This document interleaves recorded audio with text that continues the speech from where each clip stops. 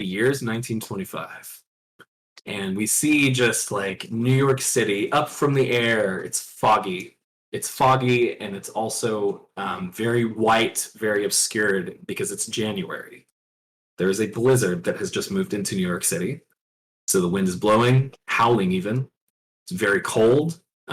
Visibility is very low. We just moved past the Statue of... Wait, was the Statue of Liberty around then? Fuck, I don't know. It's there now! Moving past the Statue of Liberty. In this one, it is. Her torch up. And just, you see, like, the cars going by. You can see even somewhere, there's smoke from a train that is moving in from another state. The city is as alive as ever. Fuck.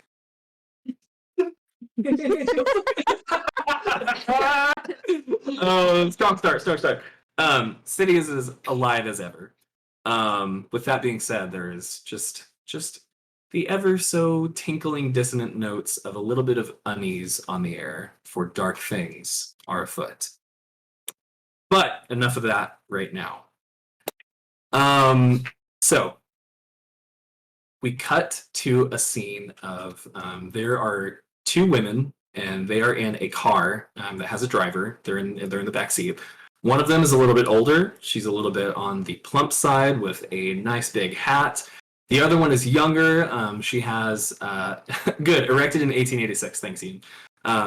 She has some very nice modern garments. Her hair is a little bit messy. She's probably been out for a night of partying recently. She has major flapper vibes. In the hand of the older woman is a telegram. But before we get into that telegram, I will allow Buddy and Samantha to tell us what we're seeing in the cab of this town car that you guys are riding in.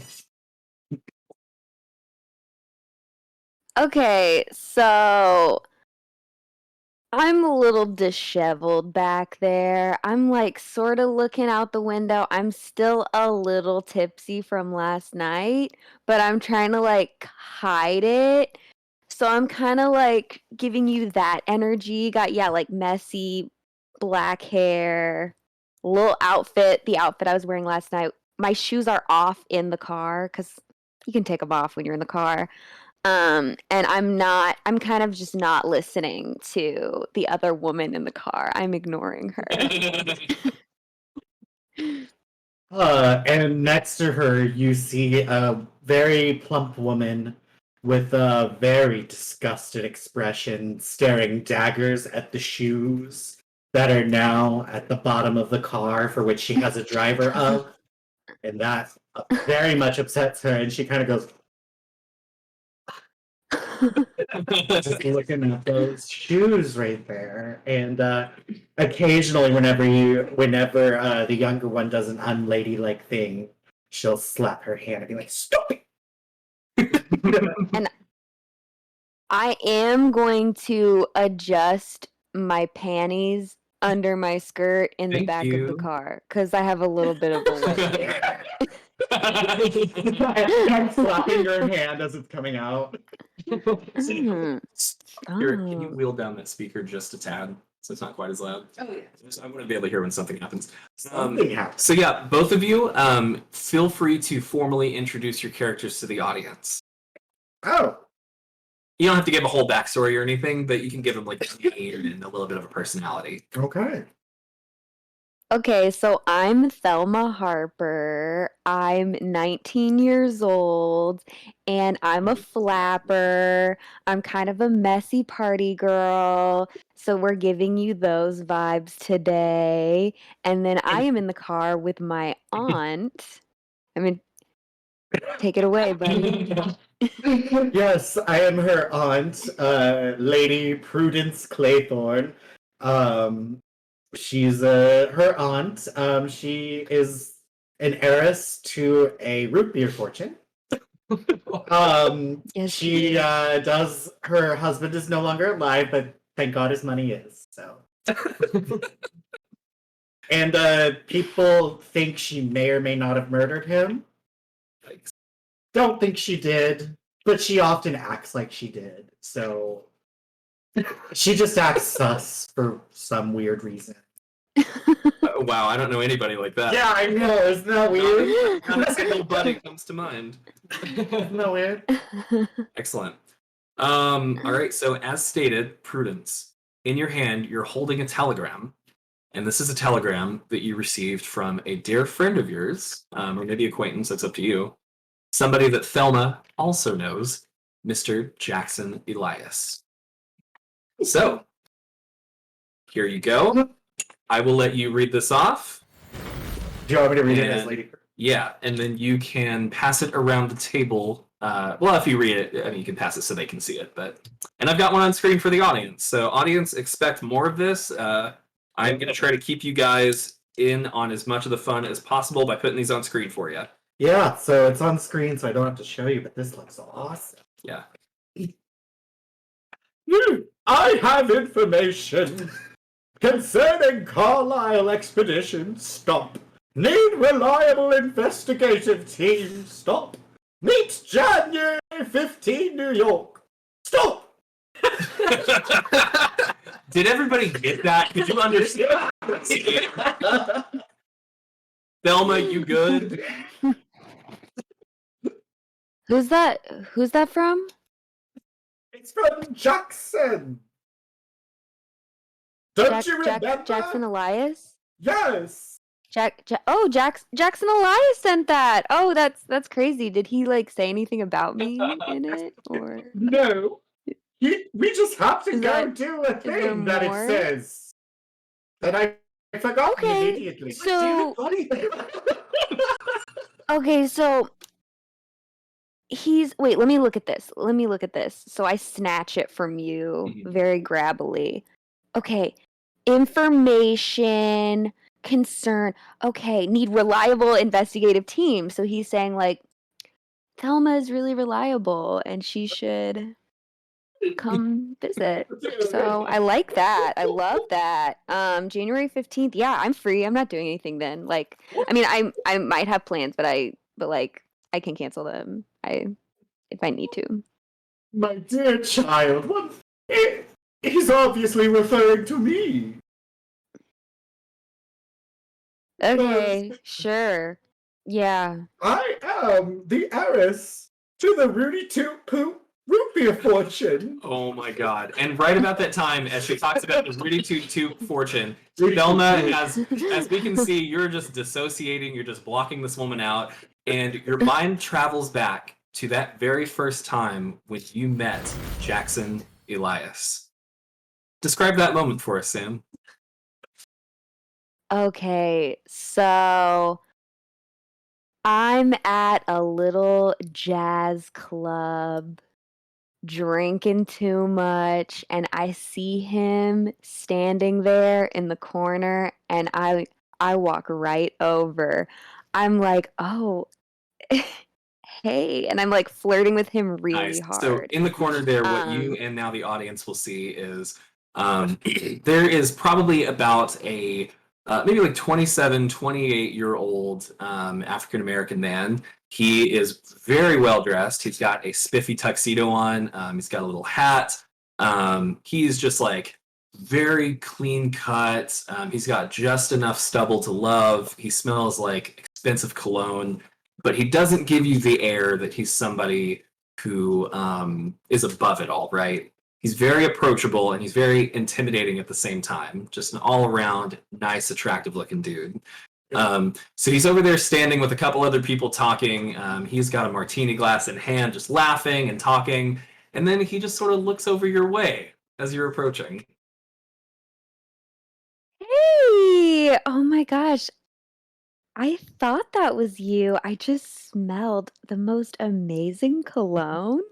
It like wafted over in my direction. What cologne is that? Fuck, I have to come up with the name.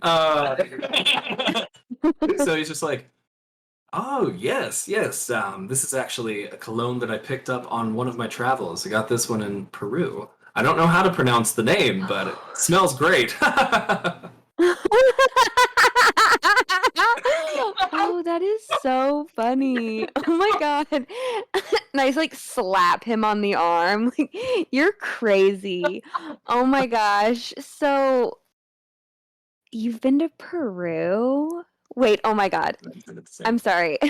This is so rude of me. I'm Thelma. Oh, What's your yes. name? My name is Jackson Elias. Um, Oh, and wow. Samantha, just roll me your D100s right fast. No modifiers. Let's just see what happens. Okay. I got a 20. 20 even? Oh wait. Here we go. 29. Okay, 29. So It 29 begins. definitely is enough. When he says the words Jackson Elias, you have heard that before somewhere. You could have sworn you either saw it like on a headline, on the back of a book cover, on like a magazine or a poster somewhere. You've read that name. Oh my gosh. I've heard that name before. Are you like famous? Just I try not to talk about myself too much, but yeah, I've written a few books. Oh my gosh, I love to read. What books? Oh yeah, well, I don't want to bore you with all the details, but I do a lot of traveling. I do a lot of research and anthropology sort of things. Wow. I That's so cool. particularly, I mean, sorry, it's kind of loud over here. You want to get a booth? Yeah. Oh my gosh, I would love to. So you guys head over to a booth and just continue drinking and talking and flirting. And he tells you how he has written books about a number of cults that have popped up around the world. It's a very interesting subject to him. So he goes to all these other countries. He travels far and wide to kind of the remotest corners of the earth. And he's written books on a lot of these. Can you hand me that sheet right fast? I have a sheet that I'm passing around called "What You Know About Your Friend Jackson Elias." I just realized that Sam's not here. I said okay. check the He sent you a picture, so I you can read it in a have second. it. Some of the books he's written, Okay, among this list, are "Skulls Along the River" in 1910, "Masters of the Black Arts" in 1912, "The Way of Terror" in 1913, and a few other books too. So just a very well-read, well-traveled man. Definitely just a very happy memory to you, and from what it sounds like, someone that you cannot wait to see again. So Oh yeah, I'm excited to see him. just as you're reliving that moment, something jars you out of that memory. What is it, Prudence? There is a duck in the road, and we the driver hit it, but only lightly. I feel like even if it was only a light hit, I'm surprised we didn't feel it. Driver, I hope everything is up to code. So the driver turns around. You haven't looked this person in the eyes before because you, Prudence, are not one to do such things. So this person turns around. You can see there is a bushy head of like wiry gray hair. The person is a little bit bulgy, a little bit on the large side. They turn around and this woman's jowls just kind of like in the wind a little bit, and she is just like back around. Oh, there's a duck Okay, so over there. In the rearview mirror, you catch a glimpse of her name Everything's tag, fine. which says Madge.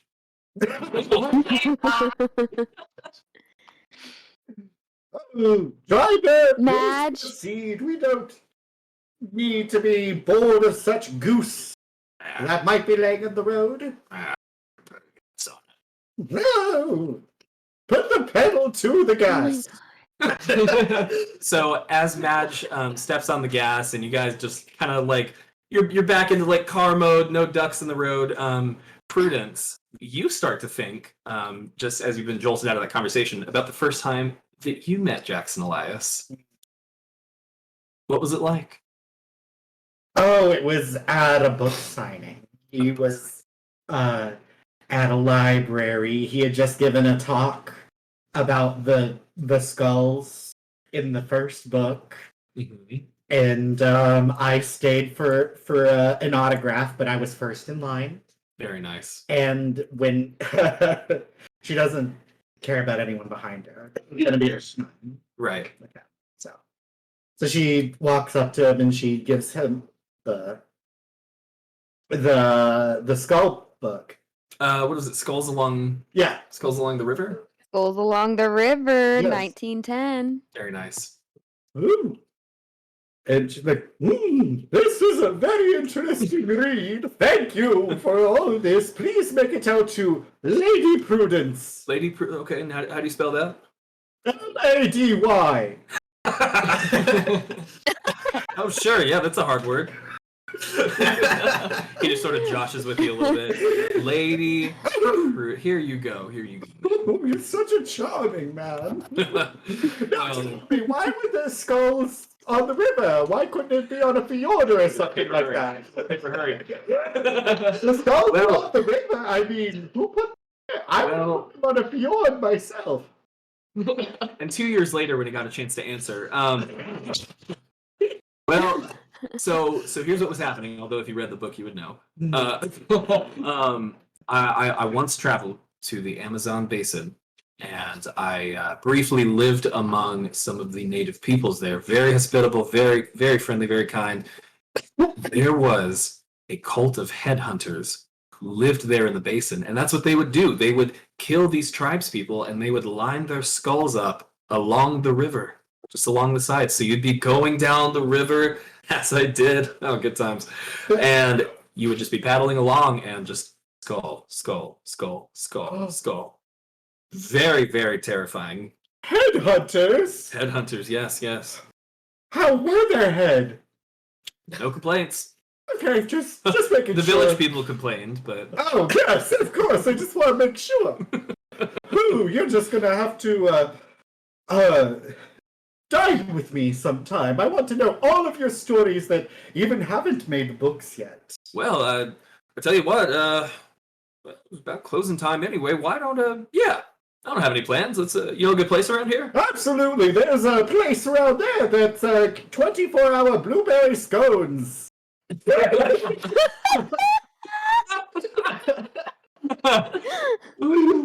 Oh, Jameson, thank you so much. I didn't have my alert on the top layer, so I didn't see it earlier, but thank you so much. Oh, he gifted a sub to Daisy Sucks 69. How about that? Hey! Way to go. Thank you. Ooh, one my thing too, goodness. channel points. Channel points are still a Stop thing. it. So if you guys ever want to give them advantage or bonuses or anything like that, check out the channel points. So anyway, yeah, so you guys go to the 24-hour blueberry scone place. Similar with Thelma, but definitely with more platonic vibes. You guys, you just fritter the hours away, just snacking on desserts and talking. You hear a little bit about his books, but I'm assuming Prudence would probably talk the majority of the time. She would. Very nice. Cutting across town, we move over to there's a train that I mentioned earlier that is puffing into New York City. On that train, there's a few people. One of them sitting by himself, probably with a window seat, is a young man.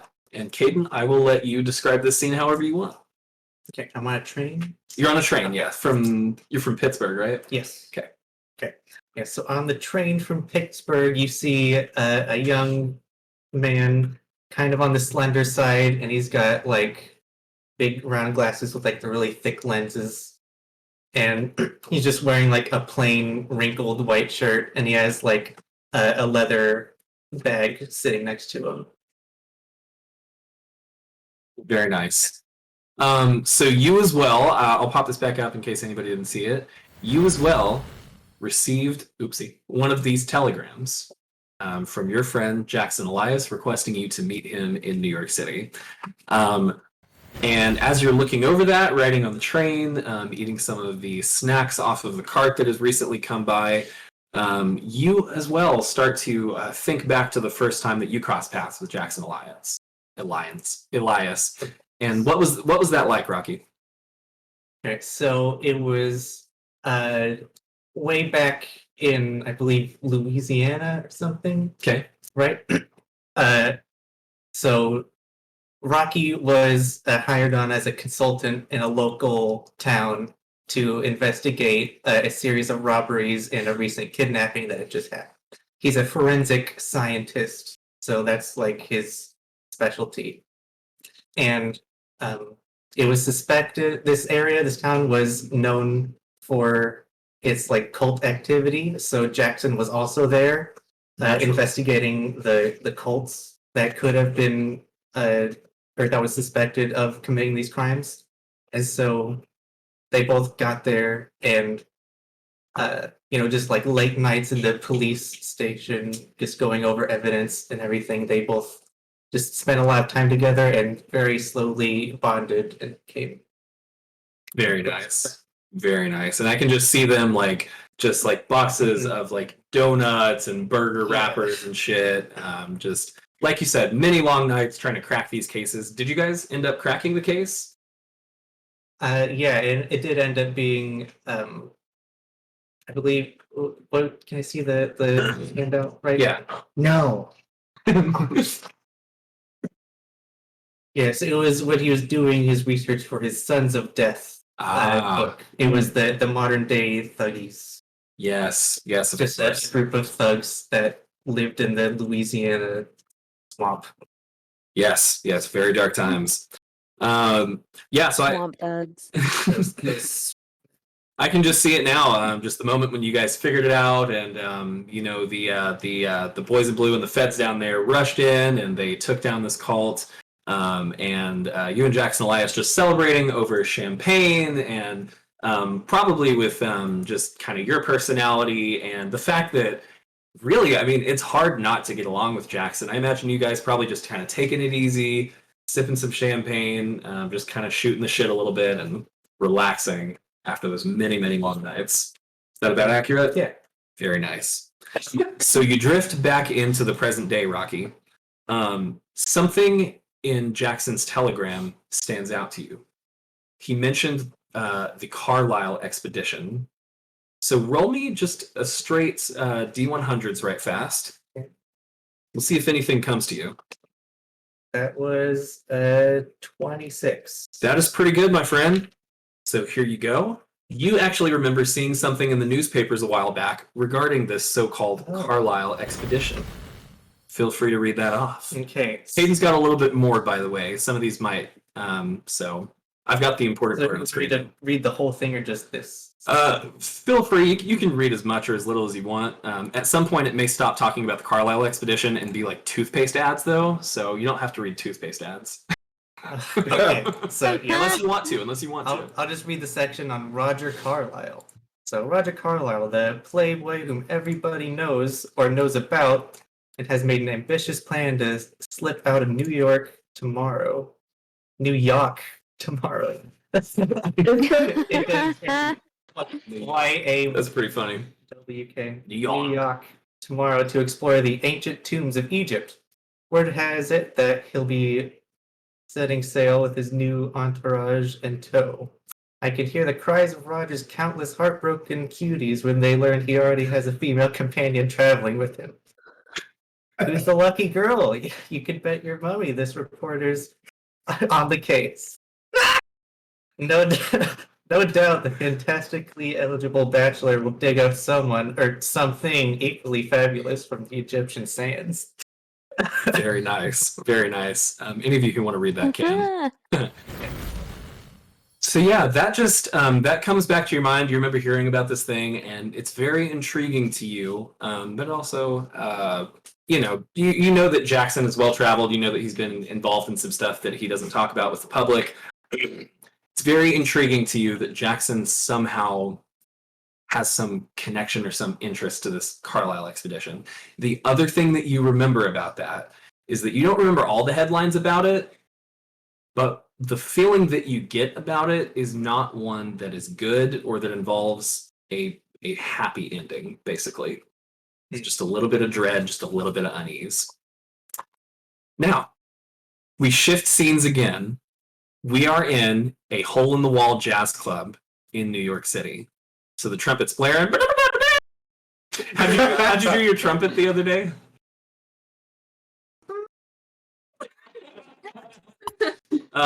So there's just a rollicking band. The piano's going, the trombone. They've got the upright bass. There are lounge singers. There's people walking around with drinks and smoking cigars. There's almost positively some mafia guys here.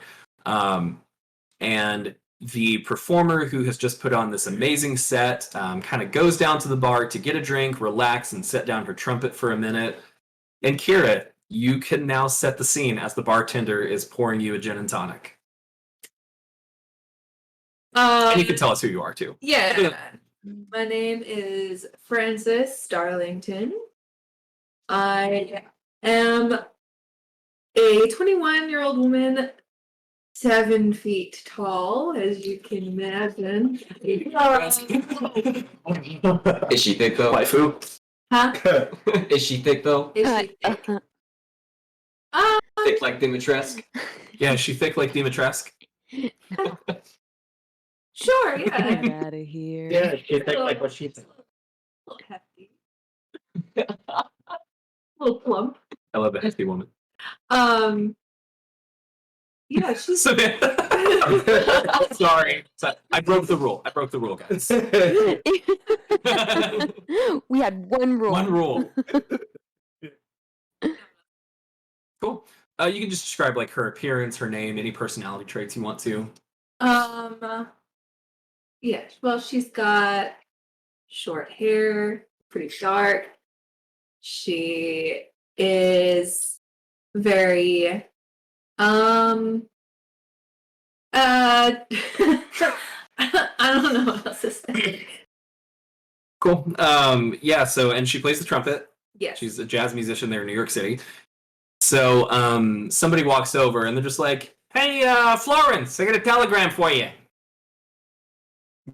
Florence, that was whoa. That was your almost name ages ago, the very first time that we played Call of Cthulhu with Josh. You were going to enter our game as Florence. Oh, my God. wow. You Uh, remembered that? Francis. God, how blank on that. Francis.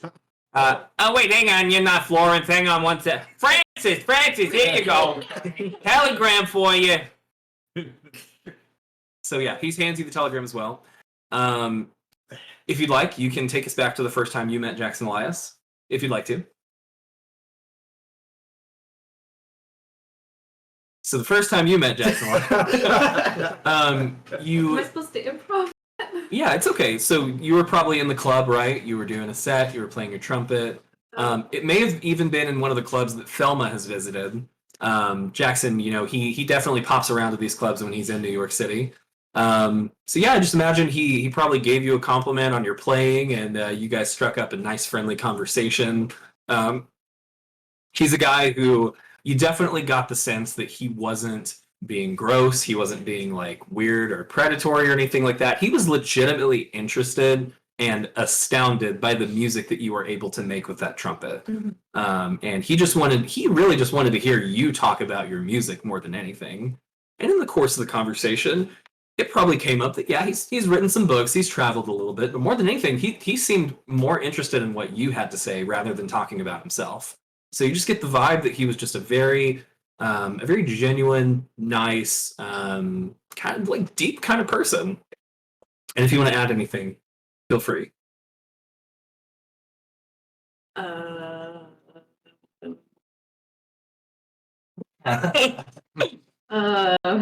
So roll me some D100s right fast. Just like they did. Yeah. Okay. What'd you get? 47. 47? Okay. So, looking again at that telegram, the Carlisle expedition also piques your interest, Florence, and fuck, I'm going to do that the whole time. Francis. Piques your interest, Francis. And you also recall at some point reading something about a Carlisle expedition in one of the local newspapers, and there you go. That one you might need to open up. It's a little big. Wait, where? What am I reading? Just I think it's toward the middle, so just open it up and look at the middle. Oh, so Roger I think Carlyle. that's cool. Okay. Yeah. Loving it. Roger Carlyle, perhaps Westchester's most eligible bachelor, embarked this morning for Southampton, leading an expedition bearing his own name. The dashing playboy leaves behind New York's night spots for a crossing on the British steamship Imperial Standard.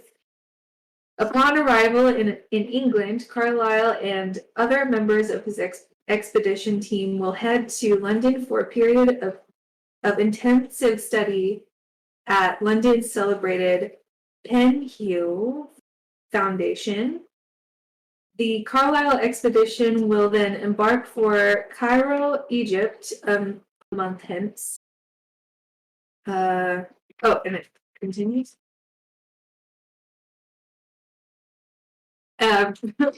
Readers may recall the smashing gala thrown by Mr. Carlyle at the Waldorf Astoria. Upon reaching his majority. Carlyle, now 24, has carved out a niche on the social scene, a niche tainted with an air of scandal and reports of indelicate behavior. Still, his dashing good looks, aided by his family's considerable wealth, have kept him atop Manhattan's most wanted list for years now. Never having displayed a penchant for scholarship or antiquity, the motivation behind the formation of Carlyle expedition remains a mystery. Is that it? Yeah. You can read that too if you want. If you want to Oh say it. my. Yeah, and so you being from New York City here, you definitely have heard of Roger Carlyle. You know him as maybe not the opposite, but maybe just kind of like he's one of those guys, right? So he's rich. He's like a super rich playboy type. He probably hasn't been to your club, but he probably frequents some of like the more expensive ones, and you just get the feeling that he's one of those guys. So you've definitely heard his name before. We now, once again, for the final time, we move across a little bit, and this time we arrive in a patrol car of the New York City Police Department. Driving down the street, piloted by someone that operated by someone that you, Frank, can describe. Yeah, we're looking at Donnie Dickicelli. He is, if you think of a cop, he is that image. He's got a crew cut, sides of the head shaved. He's got his cop hat on. He's got the big old sunglasses, handlebar mustache. If we look further down, he's got some donut crumbs on his pants. And he's got a big old beer belly. Hell yeah. And he's just cruising down the street, making people feel nervous. Is it a power thing? It's a power thing, yeah. And he pulls over to the side and screeches to a halt. Gets out of the car and just kind of leans against it and starts spinning his nightstick. Oh no. No. It's right No. about that time, Donnie, that you remember that you had just picked up a package from the post office, which you now think to go ahead and open. Surprise. It's a telegram from an old acquaintance or friend of yours, Mr. Jackson Elias. Jackson Elias. So tell us about the first time you met Jackson Elias. Let's see. That was it's a few years ago. It's been a while since I heard that name. Yeah. Yeah, it was the east side of Brooklyn, I believe. Is Houndstooth Pub? Yeah, it's the Houndstooth. I was at the bar making moves on some floozy. I noticed him sitting in the corner, all by his lonesome. He had a pen, paper, his pipe, and a glass of scotch. He had it neat. I noticed that. So there was something about it. There's something intriguing. Now listen, Donnie Dickicelli ain't never been one to give up on a short thing with a broken-born bar broad, but I had to meet this guy. I ordered up 2 pints of Bud Light, walked over, and sat myself down. I'm sorry. 2 pints of Bud Light. 2 pints of Bud Light. Got a problem with that? Yes. Anyway, I started talking to him. He seemed really into whatever he was writing, but truth be told, I can be a persistent son of a bitch. So eventually, he gave up on whatever he was writing, and he loosened up, and from there, drinks kept flowing. You know, we kind of talked. He told me he was some kind of writer. He traveled the world or something. He's really into cults and how they manipulate people. You know, I say I get enough manipulation in the house by the wife, but you know, I ain't trying to get into that religious nonsense. You know, but. I told him some of my stories about some of my backdoor policing deals, the wife's dog shit dinners, and I could feel the respect coming from his skin. And you guys definitely in the audience, you can see this memory where Jackson's sitting there just going like, oh, and just sipping his whiskey. Oh yeah. Oh, that's really interesting. I'm trying to get back to work. Anyway, after a few hours and just the right amount of liquor, he really loosened up. You know, drinks were flowing. You know, we might have danced a little bit. We were making moves on the ladies. You know, we got in a fight or two. He ain't a big guy, but he got a mean right hook. I'll tell you what. I don't remember much from that night, truth be told, but I just remember waking up in my bed next to some lady of the night. The wife wasn't too happy about that one. But I haven't seen Jackson in a while. I'm glad he finally made his way back to this great city. Yeah, and you definitely, even though you blacked out there for a while, you definitely have a memory of just like waking up either the next morning or early the same morning. You can't really tell, but you know your face kind of hurt. Jackson was holding his chin, just like, shit, man. And you guys definitely had a little bit of a fight. But he said, "You know what? I'm gonna be honest with you, Donnie. You're a persistent son of a bitch." Oh, that's what they say. And I like that. I like that. I tell you what, Jackson, I don't like a lot of people, but you know, it's refreshing to meet a man with a head between his shoulders. You know what I mean? Oh man. And he's just like, yeah, you know, to be completely honest with you, when I first met you, I didn't know what to think, but you're all right, Donnie. Hey, you know, I got to run out. I'm working on some more research, but next time I'm in town, let's get a drink again. This is fun. Absolutely. Make your way back here. Yeah, One I'm day gonna the waddle world home now. would ever come back to what really matters. Moving back into the present time, you are a man about the city. Do you read the newspapers? Yeah, every morning, I'll read an article or two while I'm driving. Nice. While you're driving. Oh boy. Then you definitely remember something about the Carlisle expedition that you saw in one of the local newspapers. Cairo, July 4th.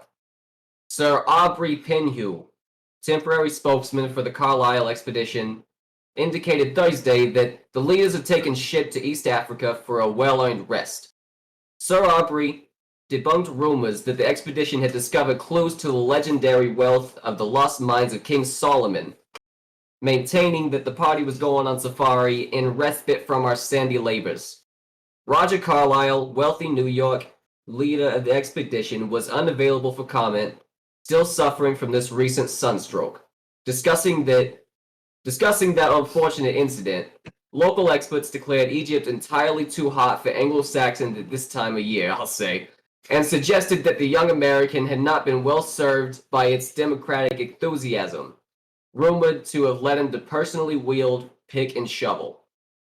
What a guy. What a guy. What a guy. You would definitely recognize the name Roger Carlyle being from here as well. He's not somebody probably that you'd rub elbows with. The impression that you get is he's kind of a yuppie with a lot of money. Son of a bitch. But at the same time, if I know Donnie, and tell me if I'm wrong about this, but judging how you've played Donnie, there's probably a desire somewhere deep within your soul to ascend to Roger Carlyle's position. Tell me if I'm wrong. It's somewhere. He doesn't want to admit it. Right. But it's there. Yeah. He likes to think that he's happy where he is. Don't we all? So, you guys who have spent any time with Jackson Elias, which I believe all of you had, but especially the ones who've spent time with him in New York, you would know that Jackson frequents the Hotel Chelsea. That is usually where he stays when he is in town. He has like a regular room there that he'll get. So with him being, or with him saying that he was going to be in town on the 15th, and for you guys to meet him on that date, it's a safe bet that you could probably find him at the Hotel Chelsea. So, each of you, with your respective modes of transportation, are headed your way there. And we now cut to a blustery, snowy, very cold New York City street. But, you know, even though the weather's in, people are out with their overcoats. They're trying to get to work. Reporters are trying to make their way to the Times. There are taxis and town cars running. You can even hear like the brrr of a ship somewhere off in the harbor somewhere. The city is still alive. So, we are in front of the Hotel Chelsea. A wealthy-looking town car pulls up, and a sort of stout, bushy, gray-haired woman gets out of the driver's seat, walks all the way around, and opens up the side door, and out step Thelma and Prudence.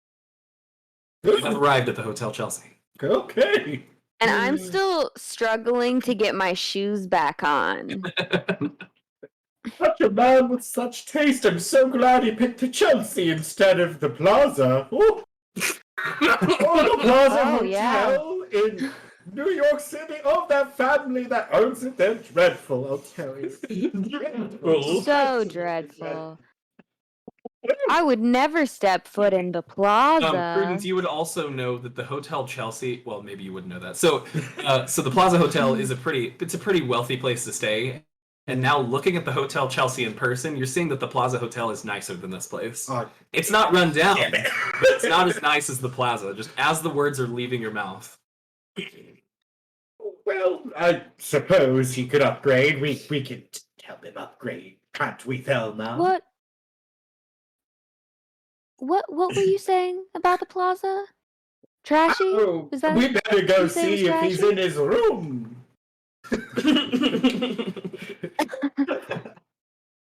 Okay. I get on my little makeup mirror and I'm like doing my That's too much. You don't need that much on you right now. We're just going to meet a gentleman. You don't need that. I don't need it. You have a pound of powder packed onto your face. You look like a cookie sheet. That's different. You have to sculpt to create art. You have turquoise eyeshadow on right now. Exactly. Sculpt. Right about that time, Madge waddles over to you guys, and you're just like, "Madam, want me to wait for you out here? What do you want me to do?" Of course. I'll pull her up there. Okay, well, of course you're going to wait. Oh, I should fire you for that. Oh my god. Madge just kind of adjusts her hat, and she's just like, and then she walks back around the car, just waddling as she goes. She gets in, and you see her pull the town car up a little bit, sort of to the end of the street where there is a vacant street parking slot. Okay. All right, Oh, good. Prudence, She's right that's over there. mean. What? You can't just tell people you're gonna fire them. You Well, you shouldn't say can't- that to her. Can't find good help these days. If that's not what's gonna do it, then what will? Well, you could pay him better. Then maybe more qualified people would apply. Oh, what's that? Oh, Jackson, Elias. Where? No, You're looking around, and Jackson Elias is nowhere to be seen. Out front, here, it's blowing snow. She walks away as if looking for him. Like, is that him over there in the distance? The snow is stinging your face, Prudence, but you're so committed to your pride that you're fine with literal snowflakes blowing into your eyes. Yeah. Oh, inside. Come on, Thelma. Higgledy piggledy. Thelma, as she turns around, there are tiny little icicles on the bottom of her glasses, and there's a little bit of frost right on the tip of her nose. Oh, it's a little nipply, don't you think? Got a little nipply? Hey, let's pause for a minute. Did you say it's nipply outside? Yeah. Aunt Prudence, I've never heard that term before. What does nipply mean? Oh, whenever you go outside and it's cold outside because, Right about that time. 'Cause why? Right about that time, an NYPD patrol car pulls up on the curb in front of the Hotel Chelsea. I think it's important. shit. He's actually on the curb. He has the entire line of curb. Yeah. A valet runs up and he's just like, "Oh, sir, you can't park here." I can do whatever the fuck I want. Look at this badge. You see this badge? Show me yours. I don't have one. That's what I thought. shit. Think Well- you get a tip? Would you like me to take this up the street, or I don't need you to do anything except walk away from me right now. so you're just gonna leave your car on the curb? That's what I intend to do. Real intimidating. That's gonna be. That's a 70. So if it That's is the under that. if it is above your skill level, it is a failure. Okay. Yeah, what's your skill level? 15. 15 for intimidate. Okay. So this employee is just like, well, just be quick about it. And he starts to turn around and walk back inside. He didn't seem scared by you, but he did see your badge. That's magic powers. Yeah, that's what I thought. Walk away from me. So, as this exchange unfolds, you also notice that there is sort of a stout, plump old woman and a young flapper girl who are out here in the blustering snow in front of the hotel. They appear to be arguing. My job matters. You're the one who was talking about your nipples. Oh, did I hear the word nipples? Oh, hi. And I'm immediately gonna sort of like clutch my purse because I know there's a flask of alcohol inside it. So I'm gonna Do I keep see that the close. Um, You can't see it. looking up a rule and I missed what you said. I'm so fucking sorry. She was hiding some alcohol. Oh, okay. So we'll do an opposing roll. So Samantha, you will roll sleight of hand, and Donnie, you will roll spot hidden. hidden. Spot hidden, or your choice, psychology. That is also an option. What you do, Sam? Let's see. Spot hidden. Okay, so I rolled an 88. I roll. So how we'll do this is I don't know all of your individual skills. So if you roll above your skill level, it is a failure. Above. If, excuse me, if you roll equal to or above your skill, it's a failure. That way, even if you level up a skill to 100, if you fumble, you still fail. You must roll below for it to succeed. If you roll within the 1/2 percentile, it is a hard success or a level 2 success. If you roll within the 1/5 percentile, and they are all next to your skills, it's already divided for you. If you roll within that 1/5 percentile, it is an extreme success, which is essentially a crit. Now, a natural 1, that is an actual crit. So that's like best case scenario, period. Okay. So how we'll do opposing rolls is for you on sleight of hand, tell me what level of success or failure that you got, and you do the same for the skill that you rolled. I failed. Failed, okay. I for sure failed. Yeah. Okay. So here's what happens. So Samantha, you try to slip it in your pocket, but it literally slips out of your hand and lands in the snow. But Donnie misses it because the visibility is so low. So now you know that you have a bottle of, what is it? What kind of liquor is it? Whiskey. You have a bottle of whiskey that is in the snow next to your foot, but he does not know that you just dropped it. Prudence, why don't you roll spot hidden as well? Okay. I absolutely failed. You absolutely failed. Not by a lie, but I failed. Very nice. Yeah, so Prudence didn't see it either. Yeah. She didn't. So Ooh. I'm just gonna kick some snow over it with my shoe. And I feel like it's really important to note that, like, I'm wearing, like, a flapper dress with a jacket in the snow. Like, I'm not wearing the appropriate clothing for the weather, but I'm dedicated to the look. Right. You, So I'm you just look, gonna... you look a little nervous. What's that about? Nervous, so I guess I'm just nervous because I'm meeting a friend that I haven't seen in a long time. Oh yeah, I got my old friend right here, and I'm gonna pull a flask out of my shirt pocket. Oh. I sure wish I had a friend Oh, like that. If you want to, ain't gonna hurt nothing. All right. This way.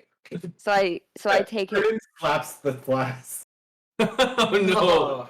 And the whiskey just splatters on the snow. How dare you? She's just a girl. Why I just filled that out? Just a girl. She's like, well, she can make her own decisions. That's why I. Right about that time, a young, slender man with a briefcase and probably some luggage walks up along the corner, freshly off the train. It's very snowy, it's very blustery, and there are what seems to be a crowd of people out front of the Hotel Chelsea, bickering amidst the blowing snow. Okay. Yeah, so How could you? Rocky just has like both hands on his shoulder strap. He just like holding it really close to him. And he's just like keeping his head down. He's like eyes on his feet. And like he glances up and sees everyone like bickering outside the doors of the hotel. And he just kind of like stands there and like waits for them to move.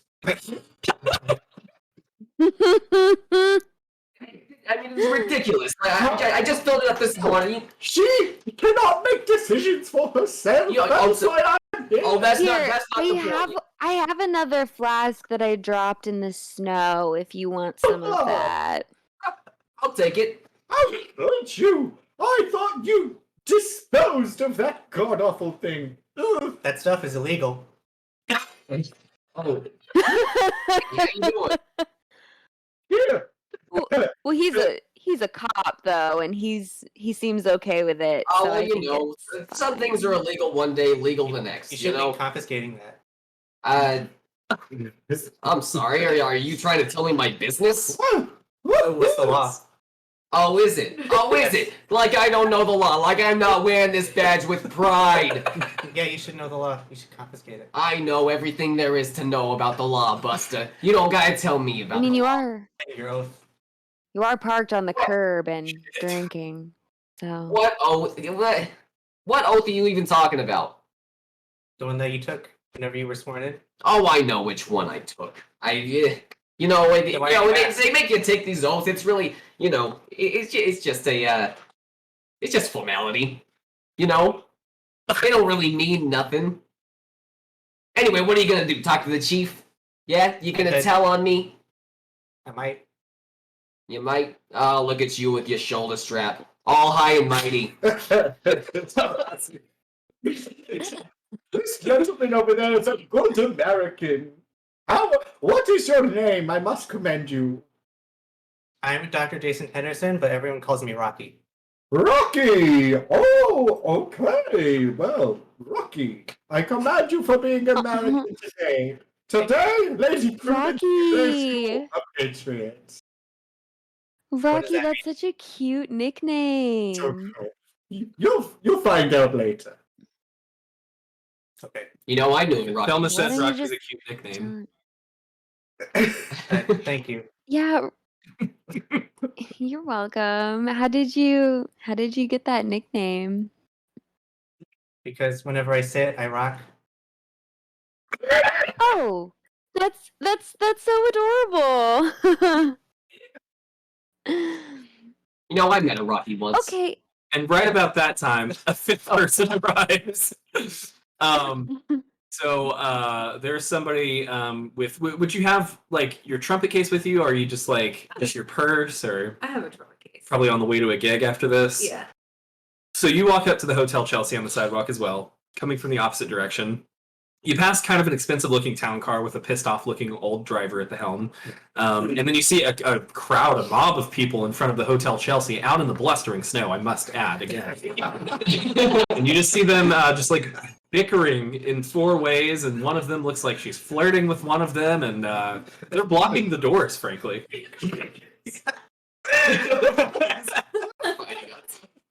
Yeah, okay, so she gets out of the car and she has to really duck her head down to get up.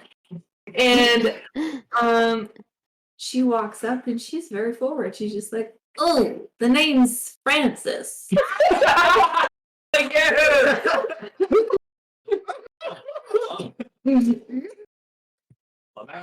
Francis. Yes! Oh, Francis. Nice to meet you. We're kind of in the middle of something, though. Unless you want to be a part of it. Does it have to be out in? Oh, Can we go inside? you know, we I mean, I can take the cold. I don't really we care could either way. go inside. I will it. Yeah, the cold never bothered him anyway, but my legs are freezing. You know what I It's a little nippy. Is that a thing? Your name was in the way. Is everyone saying nippy now?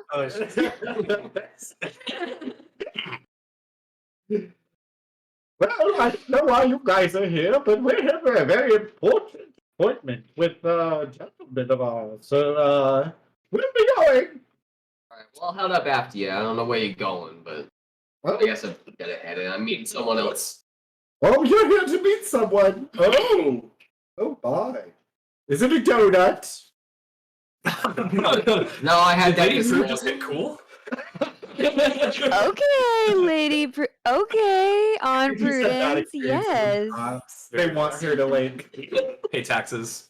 pay taxes. And she wants them to kill the gophers in her Japanese bonsai garden, and they won't do it. Wait a minute, yeah. You that fucking golden lady. Right about that time, the doors open. The doors open, and the pissed off valet from before, he's just like, yes, if you guys could come inside, please. We don't want frozen corpses out in front of the hotel. Thank you, yes, thank you. Yes, right in here. I'll come in when I'm ready to come in. You're blocking the doorway, sir. I'm gonna come in last. You did it. Did you see what he called me? He called me a corpse. He's not far off. Well, Hey, get a donut. So you guys finally walk into the Hotel Chelsea. You walk in, and yeah, it's not the Waldorf, it's not the Plaza, but yeah, it's a nice enough hotel. So there is just kind of like a moderate fountain. One of the dolphins isn't shooting water out of its mouth like the other three are, but it looks like somebody is probably going to work on it soon. But nice enough place. It's clean. There are some clerks sitting at a desk, and there's just like some comfy seats with some of those generic plastic potted plants sitting around in the room. Yeah, looks like someplace you can set a spell. There's a fire crackling in the hearth as well.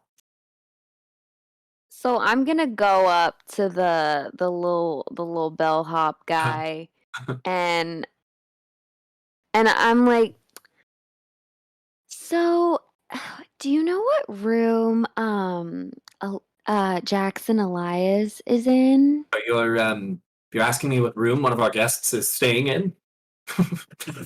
Yeah. Some person off the street. Yes, I'm sure. I'm very important. Okay, no, I'm not going to tell you. Why not? Are you trying to charm him? If you would care to, you can make a charm roll. You're giving him the eyes. Fluffy your lashes a little bit. Oh, yes, that Did she is succeed? gonna be a hard success. Very nice. So it was level 2, yeah? Yep. Very nice. Okay, hard success. One thing I didn't mention to you guys. Level 3. It was level 3. Holy shit! So it was an extreme. Yeah. Oh, God. Oh. Okay, very nice. It was an extreme success. Roll. So one thing I didn't mention A to you 5. guys. So if you roll and you fail, you may do what is called pushing the roll. If you push it, you must raise the stakes. So let's say, for example, lock picking. That's an easy one. So you're picking the lock on a door. You fail. Now, time might be pressing for one reason or another. You may say, I want to push the roll. And I'll say, how? So you could say something like, I want to fucking jam the lockpick into the lock. I want to try to break the lock. I want to just like rattle it around. Something that raises the stakes. Is this a metaphor for something? No, shut up. What will happen is it will give you another chance to do it. But if you fail, the consequences will be worse. In fact, some rolls that may not have had consequences as a direct result of the roll, it may now have that. So if you're trying to force the lock, you might break off the lockpick inside of it. You might break the lock itself. Something like that can happen. Another thing that you guys have on your character sheet is luck. So if you fail one of your rolls, but it's just by a hair, you can choose to spend some of your luck points to just inch it over into the success range. So if you're rolling for a 50 and you roll a 53, spend a few points of luck if you want to. You can make it a 50 or 49 or whatever. Your luck will go down. When you're out of luck, you're out of luck. The thing you should keep in mind is that there are times when luck can save your life. So if you've used a lot of luck and you have 3 points left and something like it's a life or death situation now and you need 5 points of luck and you don't have it, you're out of luck. So use it wisely. It is completely up to you how you would like to use it. One thing I will tell you is that it cannot be used in combat because that would unbalance things. Yeah. Okay. So now that we understand that, she rolled an extreme success on that charm roll. Or persuade, or wait, what did you do? It was charm. It was charm, yeah. So the Valley is just like, oh, well, you seem harmless enough. Yes, so Jackson Elias he is staying here. You're probably one of his friends. He is out at the moment. But he is staying upstairs on the 4th floor. I can go check what room it is if you want. And so he starts to walk over to the desk. That would be so helpful. Oh my gosh, thank you. You can just see as he turns that he's blushing a little bit. So right as he's walking towards the desk, a phone rings over there. Nothing crazy, nothing really that catches your ear too much. Until a moment later, the person at the desk is just like, yeah, yeah. Okay, yeah. And she puts her hand on the receiver. We have a Mr. Jackson Elias calling for what'd you say? A friend of Jackson Elias. Hey, Jackson Elias, that's me. That's me. I'm the friend. Wait, what the? Oh! What are you talking about? We're here to meet Jackson No. Elias. What are you doing I'm here? here to meet Jackson. What about you? Are we? Are we all here to meet Oh. the same person? Just any minute now, if a friend of one Jackson Elias. This is crazy. Oh, that's This- me. what- That's me. I'll take it. I'm the closest. I can take it. I'll take it. I got it. I got it. Are you guys fighting? Because you can roll competing. Or roll opposed, I should say. Okay. Nice. Roll opposing Because dexterity. I want the phone. So just make a dex roll. Tell me your success level. Okay. It's That a is a success. success. Okay. And it was just a regular success. Okay, then both of you just roll a d10 and tell me who gets the higher one. Okay. Okay. 8. 7. Okay. Prudence. In this case, you are gonna get it. Thank you. The lady speaks. Is that Prudence? Oh, yes, the one and only. Hello, Jackson. Yes. Yeah, it's me. Hey, Prudence. And there's a pause. I'm out right now. Yes, we could see that. I'm gonna be back at the Hotel Chelsea in a couple hours. Just okay. Really got some stuff I need to talk to you about. I'm gonna be out for a little bit though, so I've got some stuff I've got to do. I'll be back there in a few hours. 8 o'clock. Let's meet at 8 o'clock. Yeah. 8 o'clock. It's about 6 at this point. All right, fine. If Yeah, it's yeah, what yeah. you want to do. Yeah. Thank you. Thank you for coming. Thank you for coming. I appreciate it. Of course. By the way, you wanted me and not Thelma, right? Sure. Yeah, I guess. Oh, cool. That's exactly what I wanted. Anyway, for a second, I gotta go. I'll see you at 8. All right. And then it disconnects on the other end. Okay, our host will be here. What did he? What did he say when you asked that? When you He were said- like, when you said, that he enjoys the company of Thelma, but he preferred the company of Lady Prudence. I didn't say that. I didn't say that. He didn't talk Just want to like roll opposed. that. I mean, you can decide whether or not you do. Anyway, regardless of what he said after that question, you meet here at 8 o'clock. 8 o'clock? That's like, what, 2.5 hours from now? I guess. 2 hours. Can you count? Oh, wait, I'm just supposed to wait here? What, I mean, like, my time's not important. Well, I suppose I could have the driver take us to, like, an IHOP or something. No, we had IHOP last time. I want fettuccine Alfredo. Yeah, I hop a fettuccine Alfredo, but I'm down for a drink. Okay, how about an olive Wow, garden? Bonnie's never heard of fettuccine Alfredo. New York Italian pub. It's all a beer gut. Spaghetti, what the fuck is that, eh? What's that stupid? Never heard of that. I never had a fucking spaghetti. What the fuck is this spaghetti, eh?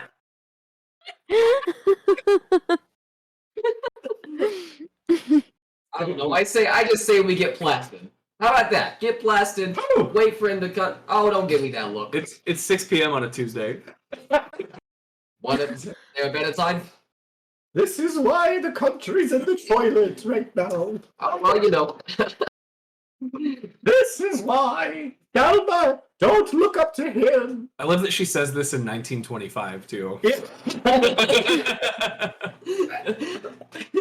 Don't listen to him. Thelma, you know I've how always wanted to get drunk with a cop. It was on my bucket list. All right. If you guys want to get a driver to take us, I got a cop car out there. Ooh, I want to ride in the front. you don't want to be seen there. Well, I'll be in the front. I wanna make the siren go. Yes. Can I play with the siren? You can ride anywhere and do anything, darling. Oh, she doesn't want to go Okay. anywhere with you. I guarantee it. She doesn't Oh want yeah. to. Oh yeah. Hey. Is that what she wants? That Is that what she wants? Is that what you That's want? exactly what she wants. I want to play with the She wants to siren. play with the siren. She She came wants- out of her own mouth. Okay, well, you know, Thelma, I'll tell you what. Later on tonight, you can poke my sides and I'll do a wee woo for you. But you don't get it. What the fuck? What are you talking about? You can poke my sides and I'll do a wee woo. What are you talking about? You know, oh, wee woo, wee woo. You sleep in the same bed? You should poke your sides tonight. I just felt while I was driving, she could poke me. And then I would go, wee woo. So that was it was her siren fantasy. Oh my god. I tried to find her siren fantasy. You really think I would want to poke your side?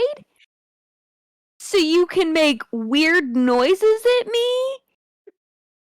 Aunt Prudence, you are unhinged. I'm going. I have to go. Like, me and my friend Donnie DiCacelli are gonna go, and I'll feel see like you I back at the house later. What? Oh my god, that would be so You want me funny. to arrest her? I mean, don't, but I mean, don't. Like, she's Yeah, my sure. aunt. Don't do it. But like, I really it would want be to. kind of funny. Oh my god, would you really I arrest arrest someone for Listen, me? we're going to have to take this outside. We've got clients here. We've got guests coming in. Please, please go elsewhere for this. I'm gonna light a cigarette. I'll start Okay. smoking inside. Oh, that's fine. It's 1925. I don't give a shit. Oh, that's true. I'm gonna put it out on the ground. They're good for your health anyway. Oh, doctor, come here. I think I would love to pick your brain. Are you talking to? Oh, to Rocky. The valet actually says that. I'm not a. I'm going. So Rocky is now just sitting in the foyer, and you can see what he means now that he's sitting. He's just kind of like going back and forth like this, He's right. like a metronome. Doctor, you look rather rocky over there. They call me. It's a good one. Oh, good for you. Oh, doctor, what is that speciality of some sort? Forensic science. Oh, you catch the criminals. Oh, good for you. We have a. Oh my Wow, god, buddy. this This is awesome. We're a bad officer here. Did you see him? I noticed. He's breaking the law. He is. It is. And what would Elijah, What? Elias, Excuse me? Hello? I just in the lobby. the likes of him? There were strawberry sprinkles on his shirt.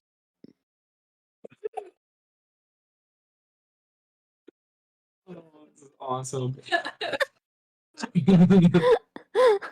On his shirt.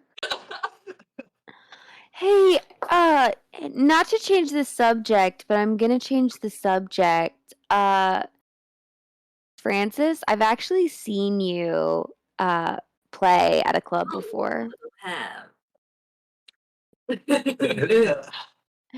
What'd you say? I said a lot of them have. A lot of them. Yeah, you were really good. And I have to say, you have probably like the nicest legs I've ever seen. Like, I wish mine looked like Well, that. you know what they say. Legs for days. I've heard that. I've heard them say that.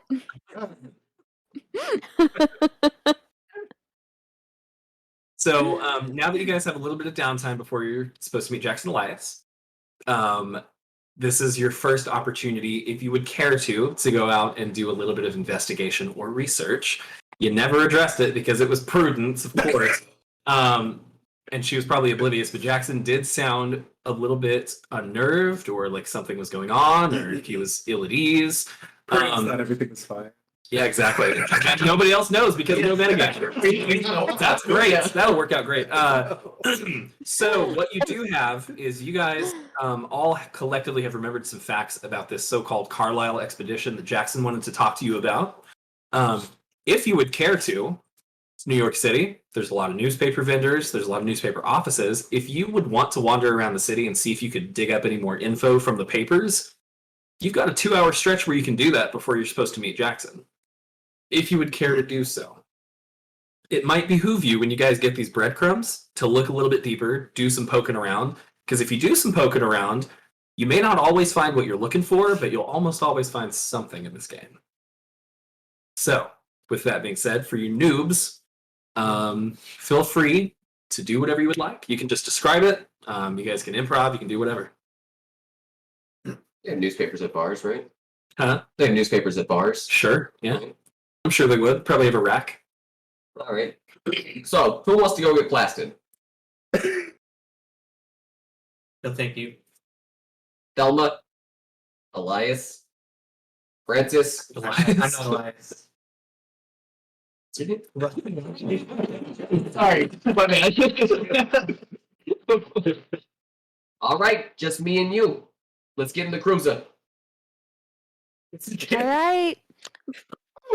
Thelma, Later, come guys. stay. We are Oh, going to I go- have to go though.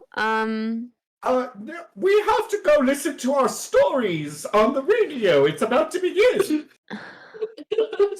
No. Yes, it's on our You stories. We have couldn't- to listen to the news first, and then after we listen to the news, If then you're we going to listen do to that, the I will roleplay that. I'm just throwing that out there. The $64,000 question is right after that, and after that, then stories. And we get to find out whether or not that Tuma has been So boring though. Prudence, you gotta let her live her No. life. Let her live a life. Let her She go out. doesn't. Yeah. She's but a child. Just I'm sleeping in the arms 19. of the world. And that is what I am here. I'm 19. Oh my god, you act like I'm so young. I'm literally 19. Like, I'm an adult. Legal. 19 can do what others can.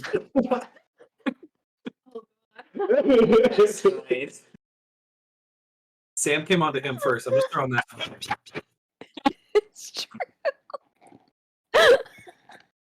Well, listen. I'm getting drunk by myself or with somebody else, so I'm leaving. Oh, Okay, Thelma, well, I'm let's coming have a too. story.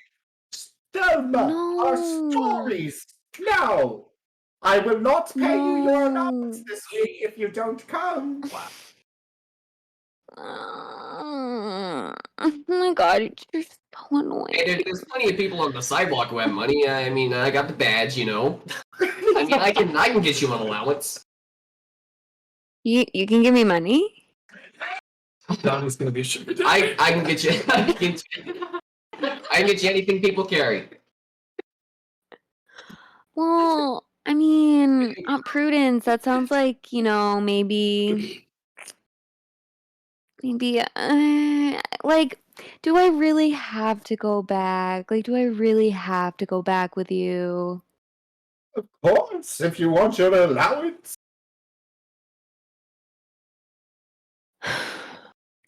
Fine. I have to go home with my aunt. She's so lame. Oh, I know she is. I'll catch you later. Right. Today we get to Yeah. find out if there's if she really did have an evil twin or not. Oh my god, I don't care about that. I kind of care a little bit though. I actually was invested in that storyline. It's okay. I can give you your comics if you want. We can go to the newspaper and get you your funny pages if you prefer. Would you care for a penny dreadful?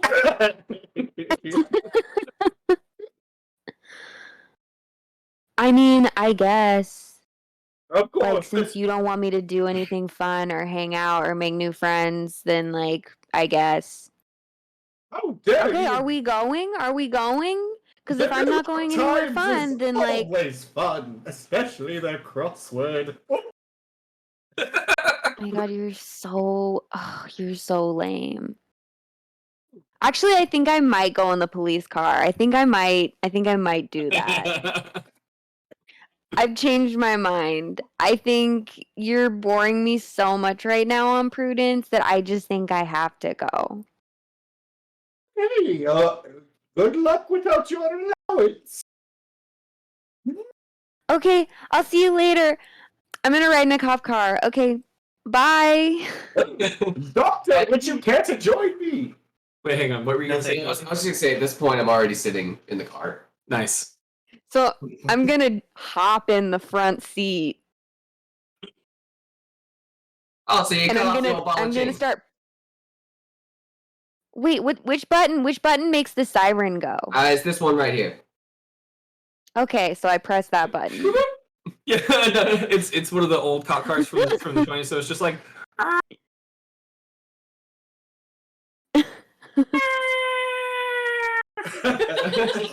That makes people really nervous, I'll tell you what. Oh my gosh, what other stuff does the car do? Oh, well, you know. It drives, it brakes, you know, it's got some headlights. You want to see my nightstick? Okay, which one? Cutting to what Rocky Which was saying, nightstick? Please. Okay. You're gonna have to be more specific. What were you saying, Rocky? Oh, Prudence asked me if I wanted to hang out. I said, no, thank you. But we can go listen to our stories. I can get you all caught up on the good drama. I don't care about that. Well, okay. Well, I'm gonna go and have the days of my lives. Wow. So, are you guys Francis. heading off at this point? Yeah, we're heading out to the bar. Just Okay. whatever bar is closest. Is this out the window that you're addressing Francis, Thelma? Yeah, I'm like, Francis, you wanna come? Oh, You gonna hang out with this old cop? I'm Yeah, only you in wanna my come early hang out with 40s. us? We're gonna You wanna come hang out with us? We're getting drinks. I'll take you up on that. Climb in the back. Oh, Already. Is it? Does it have a roof? It has a roof. Okay. I climb in and I have to like curl up a little bit in the back. But I'm good. I'm good. Nice. Yeah. Forgot you was now, Dominique, being aware that prohibition is in full effect, where are you headed? Well, I mean, there's still bars. Yeah, you can still get no, I know. I'm just asking where are you going? I'm going to like the seediest joint in the city. That's what I'm hoping. Okay, good. What's it called? It's called the Crevice. Ew. Fuck you. Yep, so you definitely know a local speakeasy called the Crevice. You are familiar because you used to play there, but it was a little dangerous. It was a lot dangerous. It's pretty dangerous. Oh, I've never been to the Crevice. What's that? Like, let's go. That crevice? Are you sure? Oh, it's a good place. You don't gotta worry. I got my gun, got my shotgun, got my nightstick. Yeah, right about that time you noticed there was a shotgun in the floorboard of his cop car.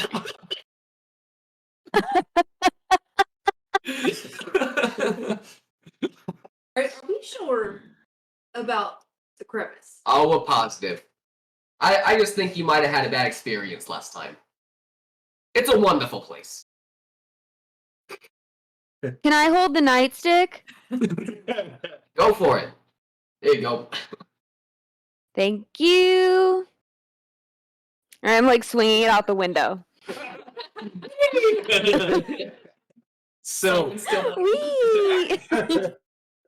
so we're fixing to go to break. You guys are headed off to the Crevice. Prue, are you headed back to like your apartment to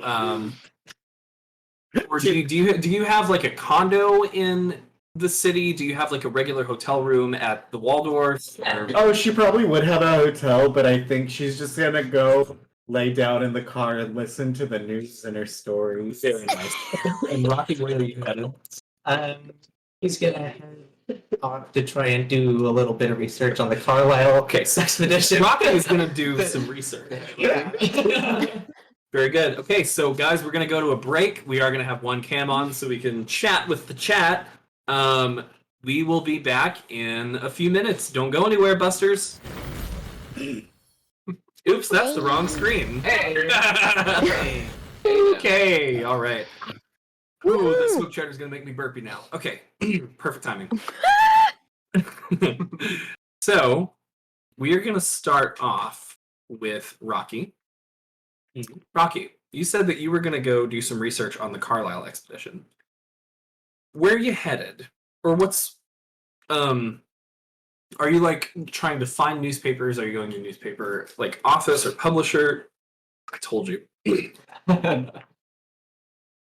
Yeah, so at first I would try to find newspapers and see if there's any like satisfactory information in those, and if not, I'll like try to find either like a library or just like the publishing place to talk to the reporters. Okay, very nice. Sounds So like that. let's do this then. You can make your way to a couple kiosks that are still remaining open despite the snow, because New Yorkers are nothing if they're not determined. You are going to have to roll luck. You would remember that thing that you recalled from earlier. You haven't heard about the Carlisle expedition recently, which was another reason that it was kind of weird that Jackson would bring it up now. Not like ancient history, but probably a year or more ago was the last time you would have heard anything about it. So why don't you just make me an actual luck roll, and we'll see if you can pick up maybe an old newspaper somewhere. That's 78. Okay, and what is your luck? 45. Okay, so not going to work there. So yeah, so you head to a newspaper kiosk. There is kind of a small, squat man in there. He's got like a hat that's pulled down halfway over his eyes, and he's just like, "Yeah, we ain't got no news. We ain't got no papers that old." He's a goblin, as you can see. D&D mode. So yeah, nothing on the Carlisle expedition there. it would occur to you though that here in New York City, there are like multiple newspaper publishers, there are libraries, there are universities. Which thing sounds ideal to you? I'd check out the library first because they have like a record of newspapers. Precisely. Yeah. In fact, you're in luck because you, being a man who is well read, you would know that the Hall of Records is here in New York City. Yeah. Other options would be like, the New York Public Library. You could try that one too. Columbia University is also here in NYC. But if you're looking specifically for a dedicated library, probably the New York Public Library or the Hall of Records. Try the Hall of Records. Okay, very good. So yeah, you head over there, Rocky. You're able to one consonant, so it's a long. What's the pronunciation be like the word dawn? Like dawn. It's interesting. Reading language notes. I know, yeah, it's so interesting to me. I try not to break, but at the same time, I'm so interested in learning Swedish. So yeah, you're able to get in pretty easy. It's open to the public. It is not super busy because a lot of people aren't getting out today. But yeah, you get in. There is an elderly attendant who just sort of explains where things are at generally and lets you go take a look. So why don't you make a library use roll? We'll see if you can dig anything up. Alrighty. Yeah, that's Holy shit. level 3 success. Yeah, he rolled a 2. I rolled a 2. Oh my God. Whoa! All right, so okay, wow, you're gonna get a lot. You're gonna get a lot. Ooh, ooh, All ooh. Oh, actually, I can't do that. I'm gonna do it like this. So here's some stuff that you were able to dig up, Rocky. Rocky. Here you go. Adrian. That is the first entry. So you can read that off for everybody if you want. Which side? Don't know. What is it? Okay. You have to actually do the work in my game. Yeah. To read, damn it! You have to actually use my brain. Come on. Okay. Important visitors. Mombasa, July 31st. Leading members of an American archaeological expedition arrived here on holiday from digs in Egypt's Nile Valley. Our Undersecretary, Mr. Royston Whittington, held a welcoming dinner for them at Collingswood House, where the wit of Sir Aubrey Penhew, expedition co-leader, was much in evidence. Accompanying Sir Aubrey are the youthful financier Roger Carlyle and medical doctor Robert Houston, as well as socialite Miss Itacia Masters. The party leaves inland today for Nairobi and hunting.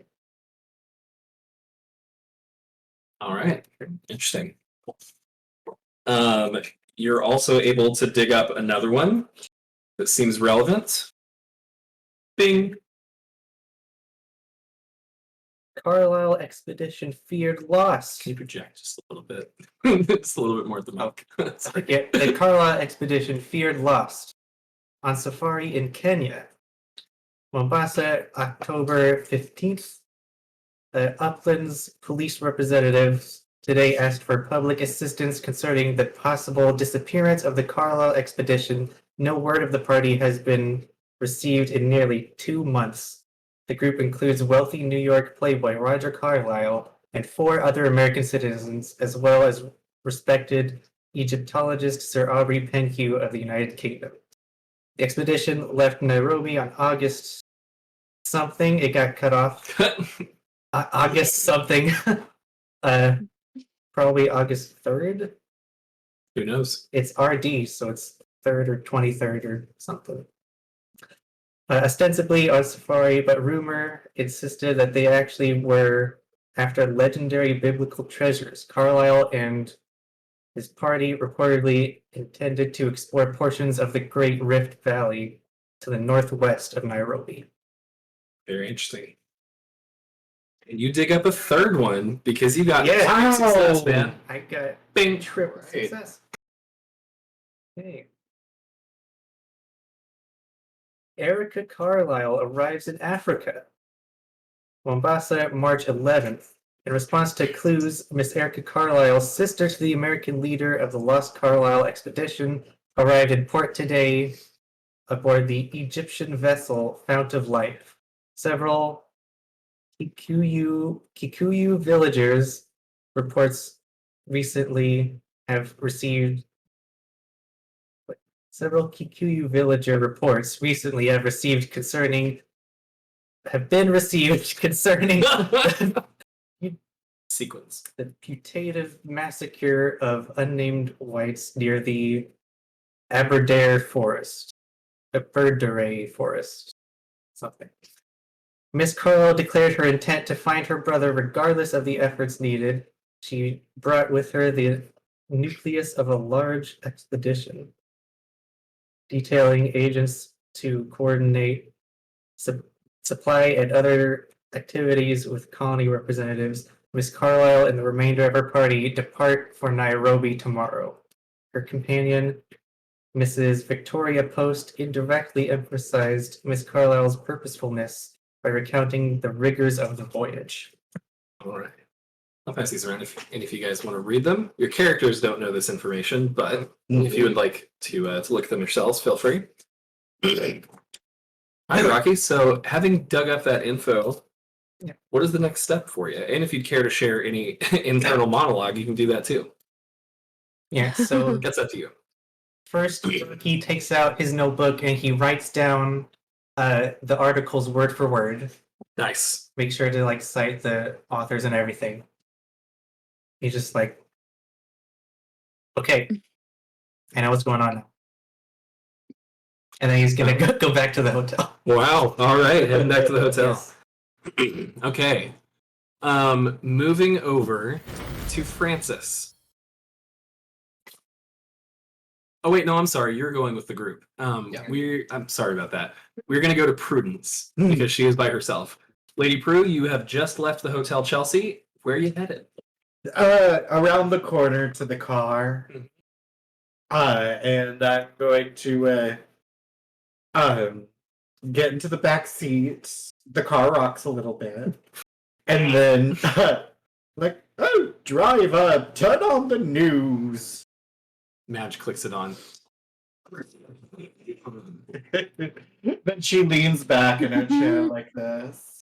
And she closes her eyes. So you're trying to listen to your stories?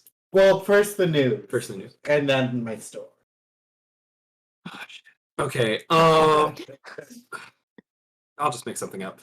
So the news comes on. It's just like, very important sounding radio, man. From 1925. There are lots of things happening here in January. Very specific, detailed things, which I'm not going to go into right now. The snow's been coming in. Brr, it sure is cold outside. And it kind of goes like that for a little bit. And then it gets to your stories. So, what is it that you usually listen to?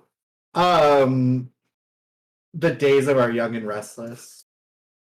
All right, so tuning The in Days of just Our at the Young right and time for the Days of Our Young and Restless. Yeah. So, the radio voice cuts again, and it's just like, "Oh, welcome back. We usually at this time we play the Days of Our Young and Restless. However, today the hosts are out ill with gout. Oh! My stories? We will be debuting a new program." My store driver! Driver! Ah, Where's my stories? not today. Why are my stories not playing? Gout.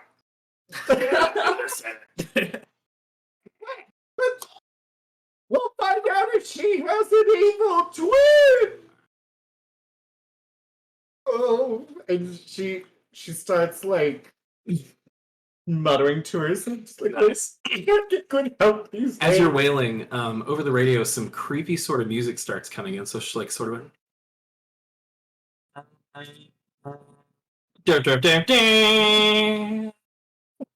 Okay, whoa.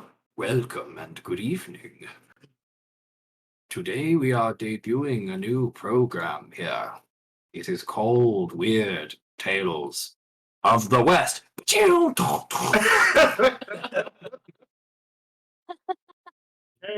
Oxford Weston. On tonight's program, you will hear the story of a ragtag band of adventurers venturing out into the wild, untamed West. But what they find is not what they were expecting to. Almost made it. Wow, I love it whenever they find exactly what they are not expecting. Ooh.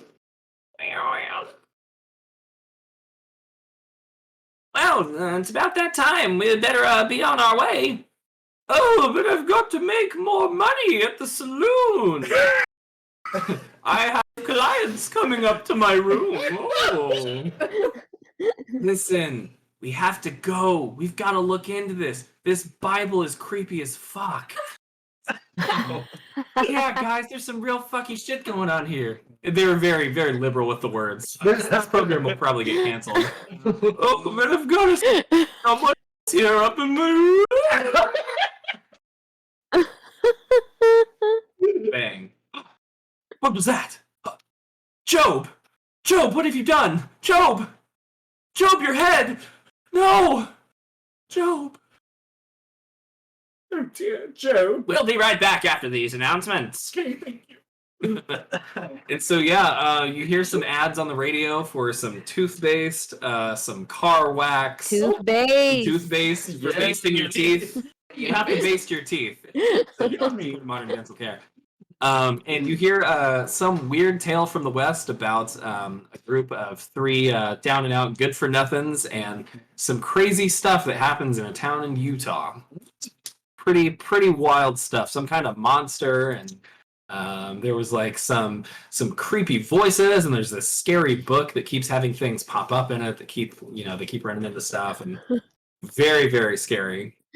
Ooh, I find the story rather titillating.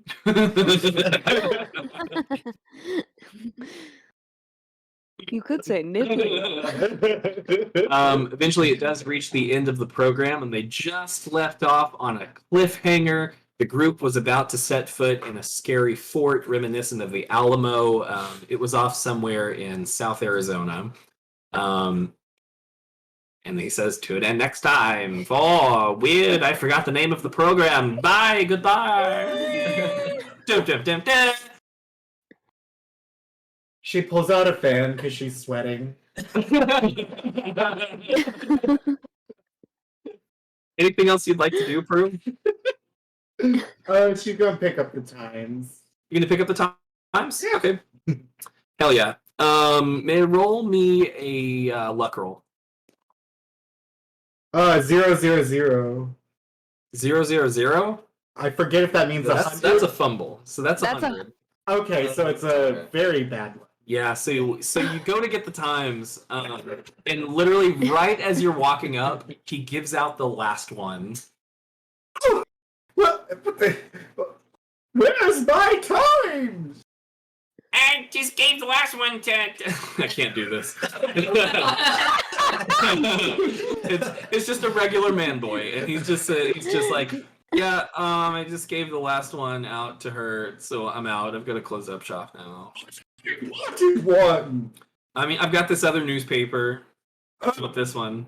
It's not the New York Post, is No, it? it's not the New York. That one's sold out too. Okay, well, that's okay. I'll take the other Yeah. one. Okay. It'll be 15 cents. 15 cents? It's outrageous. How much it costs? So. Oh. Fine, you're gonna nickel. Probably actually is too much for a newspaper. it's a nickel. You're gonna nickel and dime me every time. Just a nickel. Fuck, that was really clever. It's just a nickel. It's just a nickel. Fine. She flips a nickel over there and she takes. He reaches for it. And he's just like, ah, damn it. He hands you the newspaper and you start to walk away to take a look at it. This newspaper is called La Prensa, and it is all in Spanish. The whole newspaper is a Spanish language newspaper. sold me this one. I can't believe it. I don't know what to do. Nothing's going. I didn't get my stories today. I did nothing. Prue's having a bad day. Rough day for Prue. At least Elias preferred me over Thelma. Wow. Wow. Is there anything else you care to do? No. Okay. Cutting over to the squad car of one Donnie DiCacelli, officer of the NYPD. You guys pull up at the crevice. So what you're seeing, it's very much a hole-in-the-wall sort of thing. You wouldn't even know that the door is there. It's in a very seedy part of town, but you know where you're going. So you guys pull up to... Do you pull on the curb again, or to the curb, or around the corner? Since I respect this place, I'm just gonna pull up to the front. Very nice. Okay. You respect the speakeasy. Yeah, so you pull up front and you guys have arrived at the crevice. Alright, you guys are gonna love this place, believe me. Alright, well. It looks kind of shitty, but at least I have this nightstick. That's right, if someone wants to take my shotgun, we should probably all have protection, if I'm being honest. You would know that they are not going to let you bring a shotgun in without accosting you. Oh, I mean, They it's- would know that you're there for business if you bring a shotgun in. Well, it's gonna be a big hassle. You know what? Never mind. I got my side piece. You know what? I think we're good. All right, everybody ready? Mm-hmm. You're a cop, so That's a yes. Okay. And I'm gonna go in through the back. The back. Okay. So you go to the back and the door sticks a little bit, but you're able to get it open like you have many times before. Yep. And you walk in, smoke immediately, so like coming out of the door from all the cigars and cigarettes being smoked in here. It smells deeply of smoke, a little bit of vomit, a lot of fucking booze, a little bit of BO even. But this place is rollicking. As soon as you guys walk in, you're hearing the music, and you are very much in it. This right here is the heart of New York. Let's go to the bar. Yeah, I'm gonna need a drink. I'm right there with you. Nice. Alright. Good. So you So walk I'm up to the gonna- bar. Oh yeah, what's up? Oh, I'm gonna flag the bartender. I'm gonna wave. Oh, okay. Give him a little. Nice.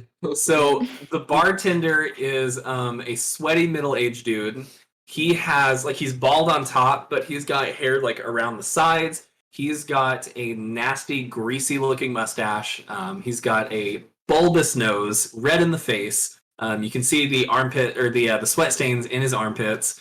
And straight up, it's like the whole as he's washing a mug out. So you guys walk up and you have to sort of like push your way through some people. It's not a big place, but it's very crowded for how big it is. And he's just like, "Hey, what can I get for you?" The usual. Gin and tonic. Donnie DiCacelli, What good to to say? see you. Well, you know, I'm seeing you too. Yeah, hey, question, when you gonna pay your tab? I'll get there eventually. You know, it's just, you know, the wife's watching the whole financial situation, you know. Yeah, I know how it is. Well, just try to pay it whenever you can. And the gin and tonic for the lady, all right? So he goes back and he starts pouring a bottle of gin, and you can literally see that there's a fly in the gin bottle. Ooh. So he's pouring it. He takes some tonic water, and there's zero carbonation. It's just like a drop. And he's just like, "Here you go, one gin and tonic," and it sloshes over the side. Yeah, that'll be a dime. Oh, I'm on Donnie's tab. All right, one more, Donnie. You gotta pay up eventually. Sal ain't gonna like it. Oh, well, I'll You get know it there. ain't me, it's Sal will Sal. understand. If Sal wants to talk to me, he can talk to me. Donnie, you don't want him to talk to you. Trust me. You don't want that. You know what? I ain't scared. I ain't scared of Sal. Fuck, even I'm scared of Sal. What about you?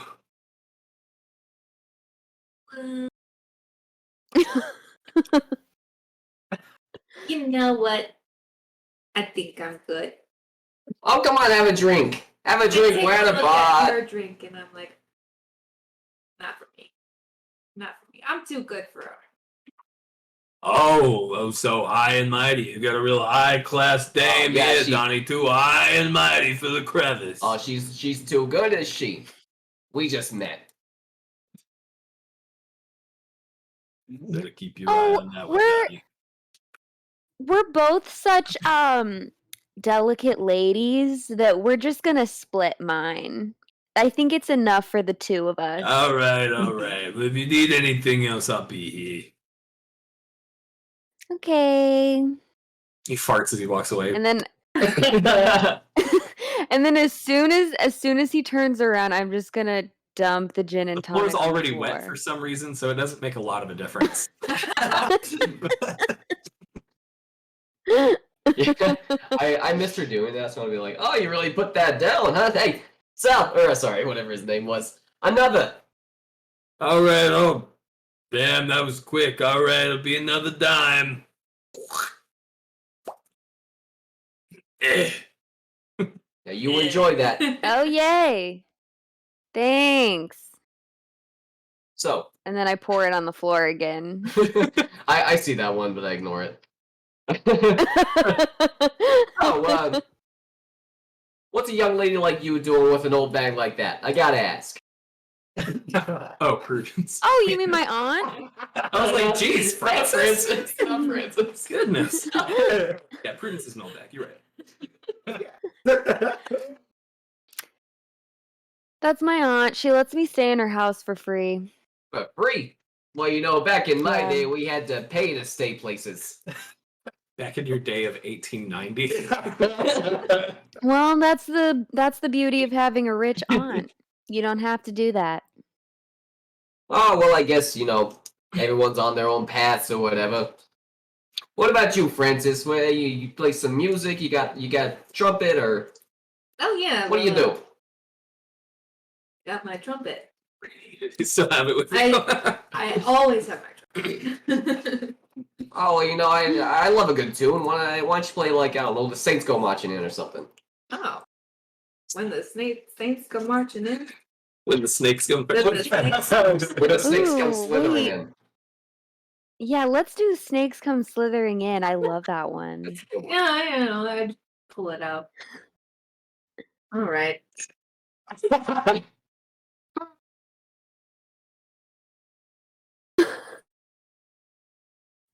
This was the song that was playing Yeah. when I got married the first time.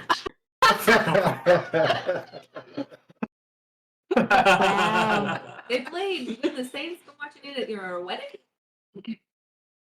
Oh yeah, you know, it was a real classy event.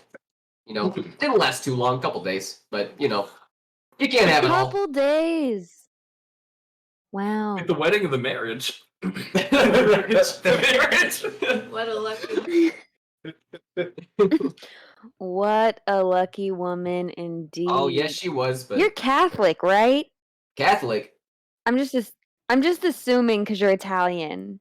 Oh, I mean, I was raised Catholic, but just because I'm Italian doesn't mean I'm Catholic now. But you were raised Catholic. Okay, that was what I was wondering. I was. How'd your family feel about the divorce? Oh, I don't. Yeah, you know, they just kind of let me do my own thing. That's kind of how my aunt. Yep. She like acts like she cares and puts a big stink, but then I mean I'm here at the crevice, so Oh, well, Obviously you it know, was sometimes fine. you just gotta live your life. You know, you gotta get out to a CD bar. You gotta meet some men. You know. So I'm not saying just police officers, but you know. right. So what was that guy's name that Jackson was talking about? The Carlisle? Yeah, something Carlisle. What Roger. was his name? Was it Roger? Roger Carlisle? Something along those lines. Okay, yeah. I've heard that name before. We should see if anybody in the bar knows anything about Roger. Oh yeah. Carlisle. We should start looking around, start perusing. I'm gonna look over at see if there's any women in the bar. There are a few. but they're a little methy. That's fine. All right, I'm gonna walk over to these broads and see what kind of information I can get about what is it, Roger Carlyle. Okay. So you walk over, and there's one who looks to be about 47 years old.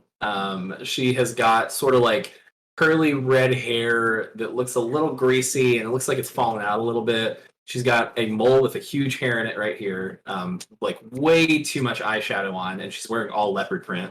And she turns around and she's like, right in your face. Hey, sweetie. Hey, how you doing? What can I do you for? Ever heard of some Roger Carlyle? Roger Carlyle. Yeah, some rich fuck. Oh, I don't know nothing. No rich fucks. Oh well. You think I'd be here if I knew some rich fucks? Yeah, I feel the same way. You got any self-respect? My cock calls that bad. Wait, as you're in your full cop attire. That's right, baby. Oh well. Well, excuse me for upholding the law. You're excused. Anyway, as I was saying. She goes back to her conversation. I'm gonna walk up to the person that she's talking to. Oh god, I have to do another one. Oh god. So the person that she's talking to, it is a dude that's in kind of a dirty suit. He has a really gross comb over, and he's clean shaven with a scar, pretty big scar on his chin. He's just like, hey, the lady said she's done talking to you. What do you want? Oh, I'm not talking to her anymore. I'm talking to you, Buster. The fuck you want? You get that scar shaven? Maybe. Yeah. You get that face shaven? Yeah. You see this scar?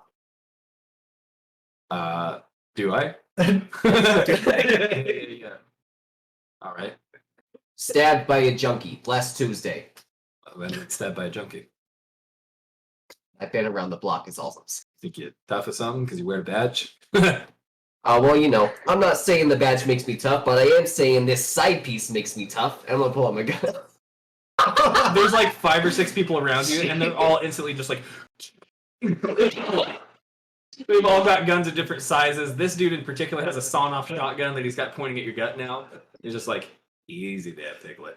Hey, now, let's just take it easy, okay? Okay, this is the crevice. I know how it works around here. I'm just fucking around, people. The bartender calls out, Donnie, what the fuck? I told you to quit doing that shit here. I'm just trying to learn new Donnie, things. fuck I'm off. just trying to get some information Get out out of of people. here. Oh, fuck. Up on the law over here. People, freak the fuck out. Yeah, I heard him, man. You might want to get the fuck out of here. Yeah. Oh, whatever. I'm gonna walk over to the bar. Donnie, he's clean and he's just like, Donnie, I fucking told you can't do that kind of shit around here no more. Sal don't like it, Donnie. Sal's very unhappy, and you don't want to make Sal unhappy. Sal this, Sal that. What about you? Do you have any kind of personality void of Sal? Listen, Donnie, I ain't trying to get in trouble. I'm just trying to pay my bills here. I just want to go home to the family without a bullet in my skull. So for the both of us, I think it'd be best if you just got the fuck out of here at this point. Hey, well, listen. Let me tell you something. There's 2 people in this world: those who drink and those who pour.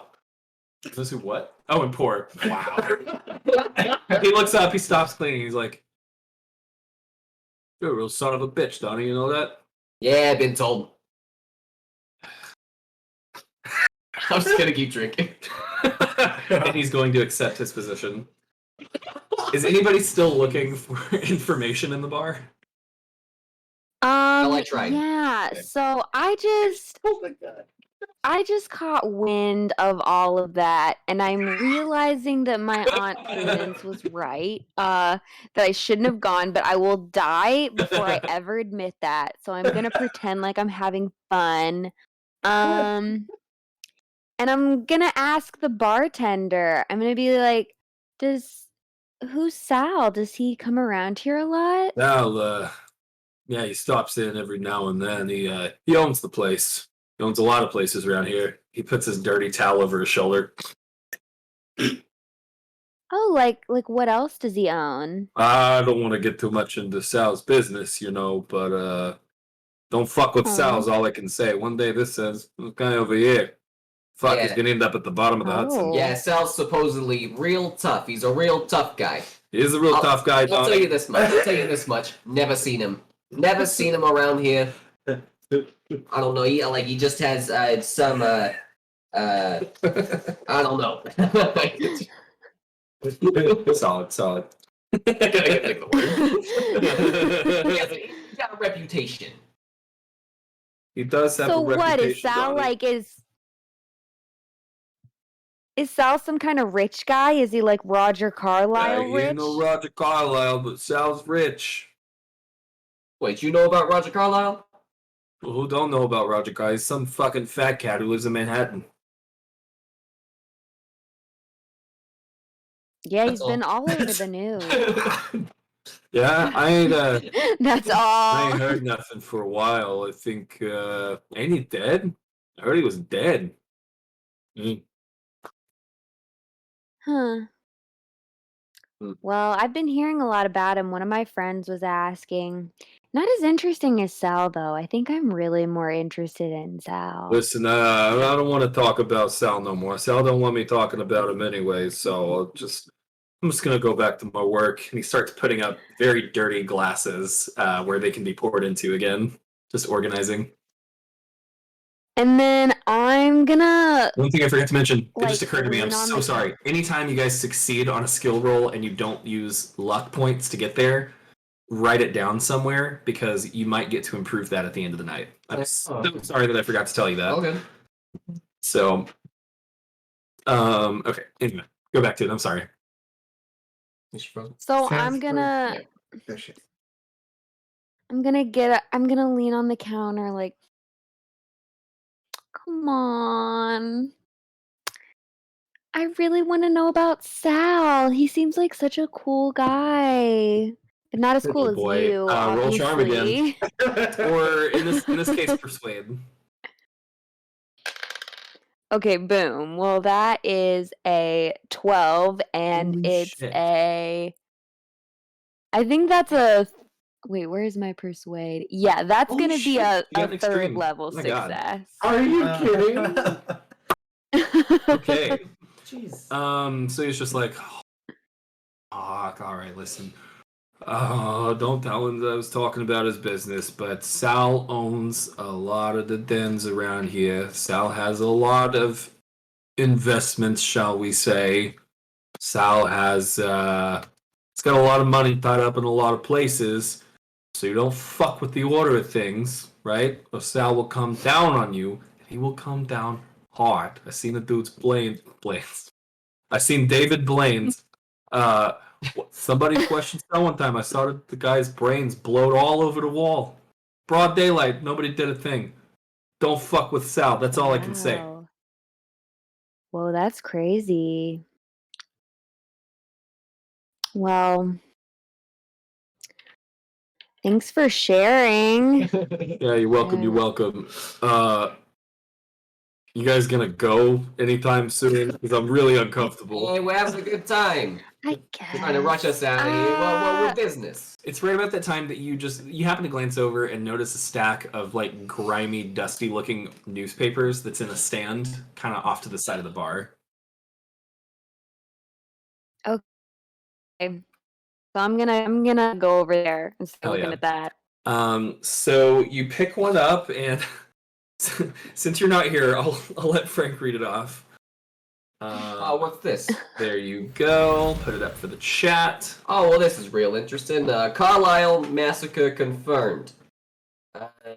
Nairobi. The massacre of the long-missing Carlisle expedition was confirmed today by district police representatives. Roger Carlisle, New York's frolicking playboy, is counted among the dead. So he's dead. Authorities blame hostile Nandi tribesmen for the shocking murders. Remains of at least 24 expedition members and bearers are thought found in a remote region of the Aberdare Forest. Erica Carlisle, Roger Carlisle's sister and apparent heiress to the Carlisle family fortune, led the dangerous search for her brother and his party. She credited Kikuyu tribesmen for the discovery, though police actually found the site. Among other expedition members believed lost are Sir Aubrey Pinu, noted Egyptologist, New York socialite Hypatia Masters, and Dr. Robert Houston. Many bearers also are reported dead. Well, that ain't no good. Okay, so he is dead. Damn. Sucks to be him. I guess no one's being him. Because he's dead. I don't have evidence of not being dead. I'll tell you what. Well, is it time to head back to the hotel yet? Yeah, I guess. How I guess much we. longer? Oh, we could just have one more drink and then get out of here. Okay. Well, yeah. If you want to get one more, I'm probably good. I think I'm tapped out for Hey, the Tinder. night. God damn it, Donnie, what? Another. Put it on my tab. Sal's gonna come after you one of these days, Donnie. I can't do nothing for you. Oh, I'm sure he is. So everybody's heading back to the Hotel Chelsea. It's getting to be about 8 o'clock at this point. Prue, as you're heading back, there's a newspaper blowing in the wind, and it goes, hits you right in the face and gets caught. Is it the Times? It is the Times. Times! It is an older edition of the Times, and as you open it up to take a look, you actually inexplicably find a pretty relevant article. Oh, what luck!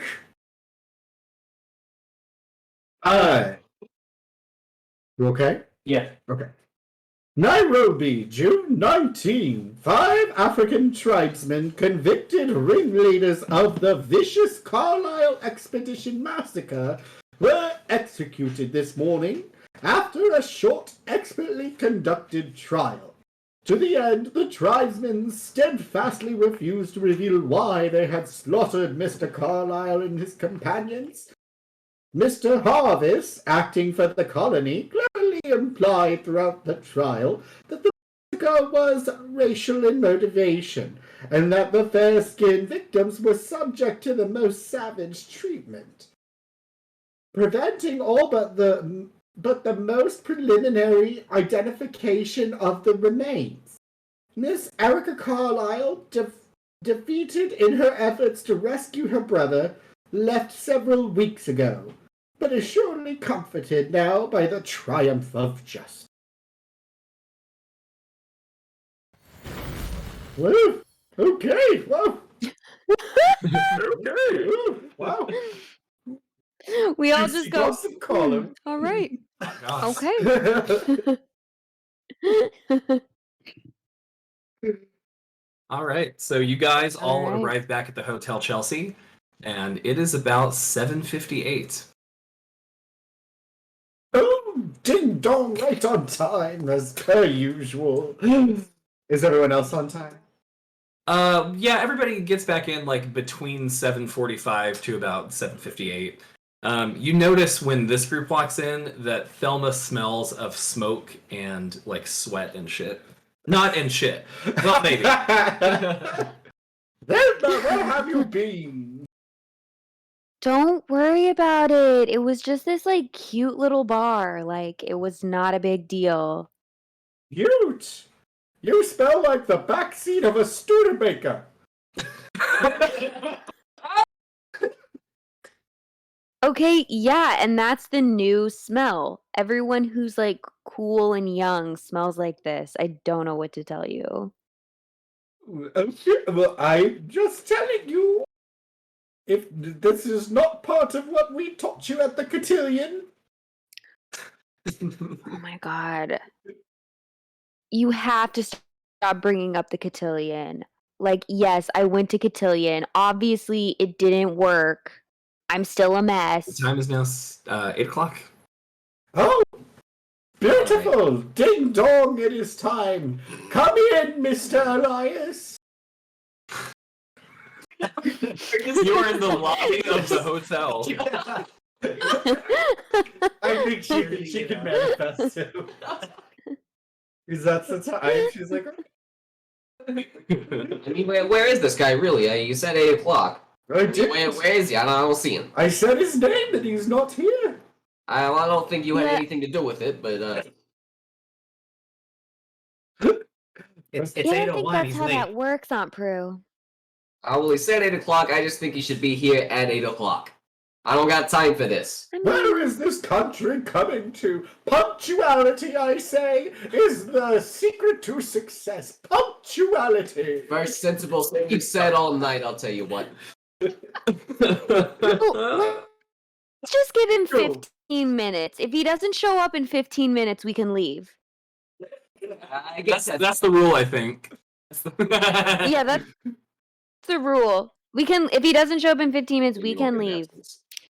Now, Thelma, even though he's rude and being late, we made a commitment to come here and we shall stay here until he comes. So you guys are going to wait in the lobby until 8:15? Yep, until the very dawn. I'm not gonna wait that long, but I'll take early New York dawn at 8:15.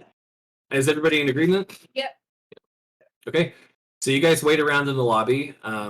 You never see Elias come in or go out, and eventually the time reaches 8:15. There's still people like meandering about. There's bellhops taking luggage. There's guests coming in, and very few leaving. Probably like one at most leaving because it's so snowy. Couple of guests coming in to get rooms, but you don't see Jackson Elias. All right, now this is getting ridiculous. I mean, where is this guy? Yes, he called. Yeah. I'm starting to get kind of worried. He did sound a little weird on the phone. I know I didn't mention that earlier, but I thought you should know Yeah. now. He sounded weird like hell. Like, he didn't think to tell us. mean? No, nothing much. Like he was in a hurry because, oh, I don't know. He seemed out of breath. He was working on something and he just couldn't be here for a while. He seemed out of breath. What? Did he Why seem did you worried? not or- mention Yeah, that he was- earlier? It wasn't pertinent at the time. I thought we would talk about it at It 8 was o'clock. extremely pertinent at the time. It was very pertinent. Because he could have been in danger and we could have maybe like done something to save him, but because we didn't know, like I went to that gross bar and now I smell like shit and I could have been with him. But If we would have done that, I would have I'm just, you know, I just missed feel the like days of our restless young life. The time is now 8:20. Well, I'll tell you this: if Jackson turns up dead, I'm gonna plant some evidence to incriminate you. You are the one taking my daughter and bluesing it around town in a Studebaker. I'm not I'm not your daughter. You're not my mom.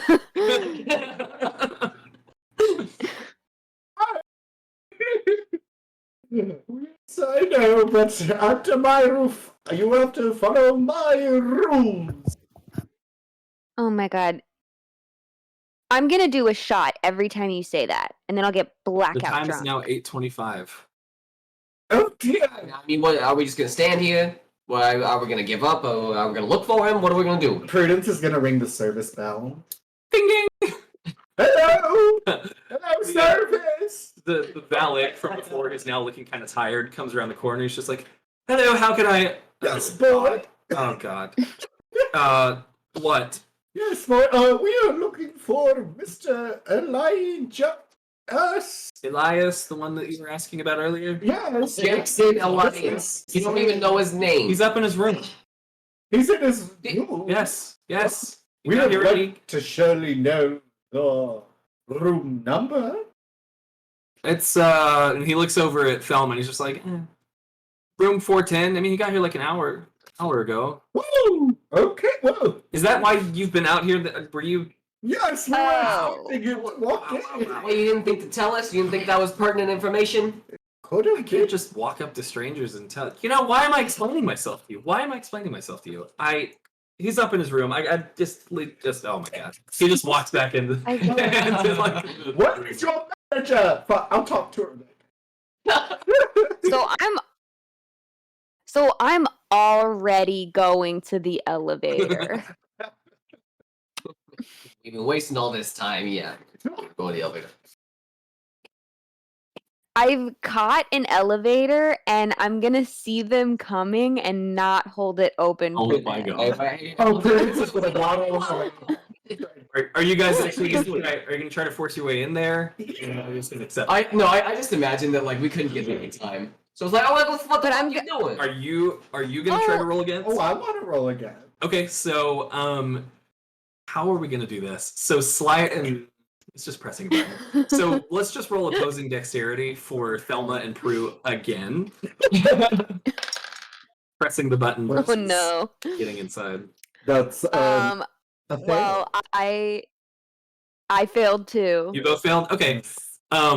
So you just like just clicking the button super hard. Prue isn't able to get there in time though, and yours was easier than hers, frankly. So just in the nick of time, it shuts right in front of her. And you're And I'm like, oh no, I'm sorry. I did everything I could. I just couldn't get it to open. so you are now going up. Everybody, Thelma has gotten in an elevator, and you guys are still in the lobby. You know she was lying, right? She did that shit on purpose. Oh, come here! A little iron juice. Iron juice. Iron juice? I'm trying to think of another thing because I'm like, no, we should go up the stairs. The stairs are right there. Some iron juice gave us some good. So everybody's going up the stairs I'm waiting for Iron juice. for an elevator. Okay. Maybe that's the. I'll agree. I think that's I mean, if you want to race them, then you guys can see who else. Well, if you want to, okay. If you're trying to get out there first, whoever has the most movement is there first. Unless you guys are like going into race mode. That's okay. So you guys are going up the stairs. You're waiting for an elevator. You, Thelma, you get to the top. Ding. Hmm. Opens up. You're on the 4th floor. And after just a moment of looking around, you can see that room 410 is a little ways down the hallway on the left. So I'm gonna like rush over to it, and then like before knocking on the door, I'm gonna be like, and then I'm Okay. gonna knock. Knock, knock, knock. Knock knock. Jackson, it's Thelma.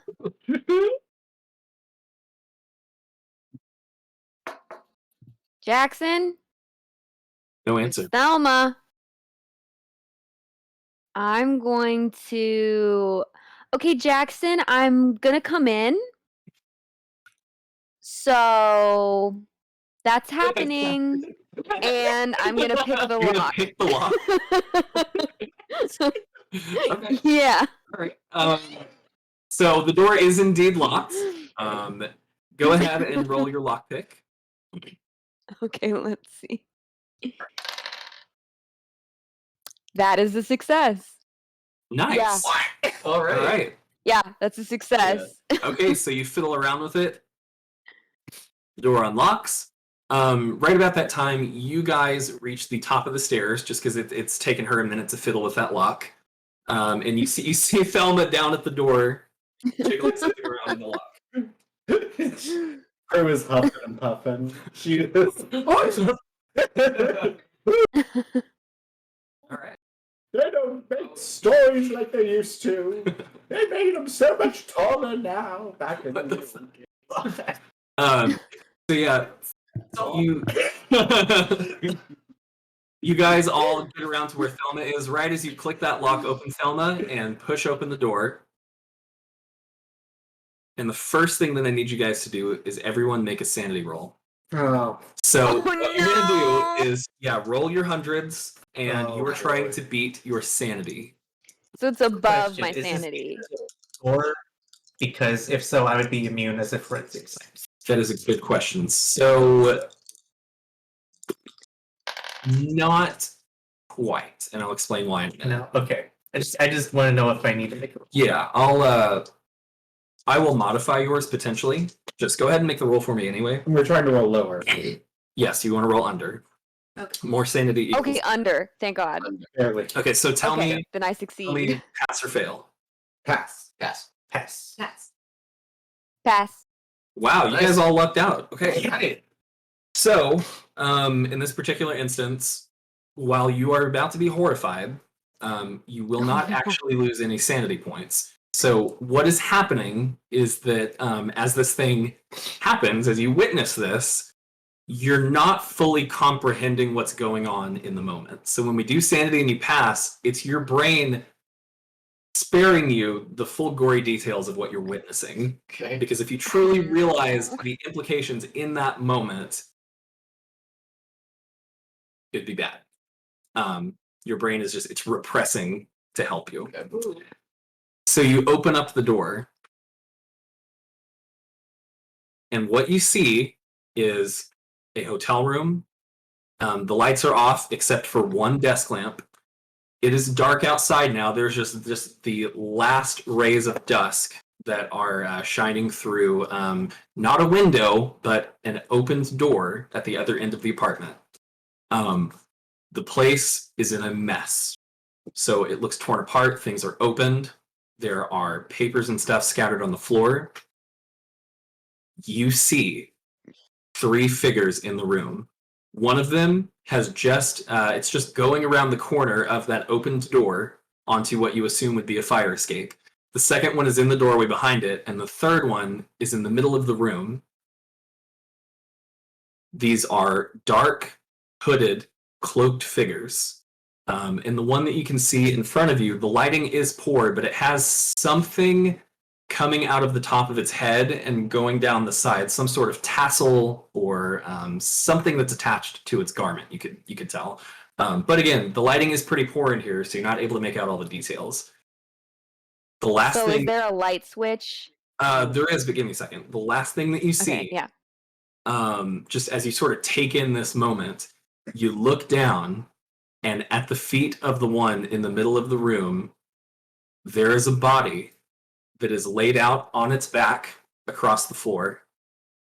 There is a pool of blood around this body, and there are multiple stab wounds that you could see. I mean, because this person is wearing like a white shirt and suspenders. You can see the blood and the holes in his shirt.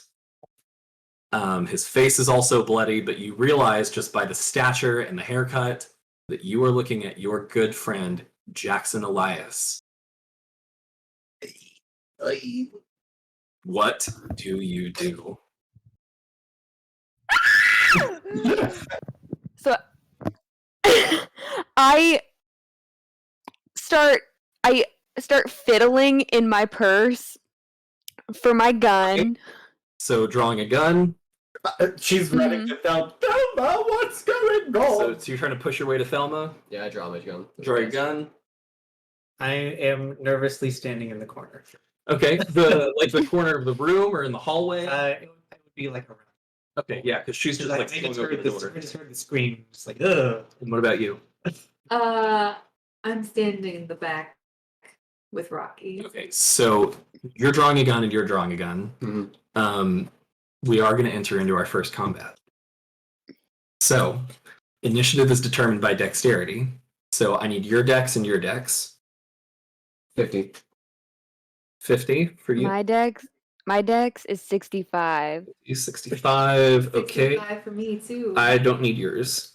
Yeah, because you guys are Oh, standing. you just need the ones who Um, drew guns. Running this combat. Yeah. Yeah. Little. Yeah. Frank, roll D100s. We're doing a roll off. 78. 78. This one got a 72.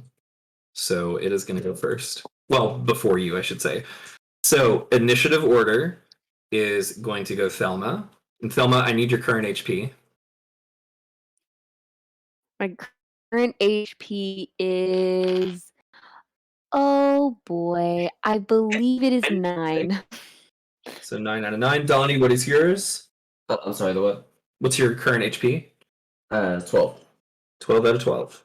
Okay. All right. So, Thelma, you are first. Now, we've never done full-on combat in Call of Cthulhu before, so here's how it's going to work. Let me see. So, when you are in combat, I believe that you can take like a standard action and a move action, if I'm not mistaken. Your Okay. standard action is anything from could be shooting a gun. It could be trying to disarm an enemy. So basically, there's attacks and there's maneuvers. Attacks is hitting someone, shooting someone, hitting someone with the pool cue. It's pretty straightforward. Maneuvers, that's anything from I'm going to try to dead leg somebody. I'm going to try to like knock them to their knees. I'm going to try to push somebody, disarm them. I'm going to grapple them. Anything that's like physical, where you're going after an enemy that is not actually an attack. Does that make sense? Yeah. It could even be like if you're fighting on a like fucking I don't know. I just picture this like fighting on a bridge or some shit or on a rooftop. Or like if you were like I don't want to attack them. I want to try to push them off the roof because they're at the edge. That would be a maneuver. And let me just make sure that I got your actions right. Been reading a lot of rules this week. Just make sure I get this right for you. Okay. So, I'm so sorry. Quick stall. Da da da da da What da da. a wacky turn of events. Did you hear the one about airlines? Oh Okay, boy! Classic You Jackson. know, So I told you a little bit wrong. It's really one action that you get. Moving can be part of that action, though. If you're trying to move like a long ways, that would be the full thing. If you're moving up a couple feet or a couple yards to just do an attack, that's part of it. So the way that I want you to describe this to me is not so much like I draw my gun. What is your goal for this round of combat? So if your goal is, for example, you're going for your gun. If you want to shoot somebody in the room, that's what you're going to say. I want to shoot that guy. Does that make sense? Yeah. What do you want to accomplish, and then I'll help you get there. Okay. Can you describe? okay, yeah. I can describe it Where the one more enemies time. are. So it's not huge. It's kind of like a medium, moderate sized apartment. It is in disarray. So there are drawers and cabinets open. There's papers all over the floor. There's an opened briefcase that's been tossed to the side, it looks like. There is a lamp on the desk that's providing the only sufficient source of light in the room. So it's pretty dim in here. A little bit of light coming through a door at the back of the room that looks like it opens to a fire escape. There are some windows, but the blinds are closed. There is a figure that you guys saw go around that corner, presumably onto the fire escape. There's another figure that is going after it, and the third figure is in the middle of the room, standing over the body of Jackson Elias. Okay.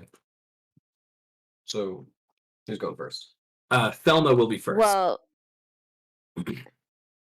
Well, since I'll be first, I really want to flick the lights on, but since I can only do one action, I think I'm just going to blindly shoot this creature Alright. in the chest.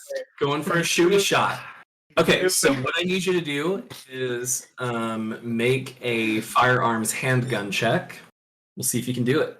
Okay. I hope I can. I wish I was playing the Old West game. In that one, my character had like 90 Yeah. for firearms. This is not the case for this game. Oh, fuck. Okay, well. Roll this one again. Oh, one thing I didn't mention, hang Oh. on to that roll for just a second.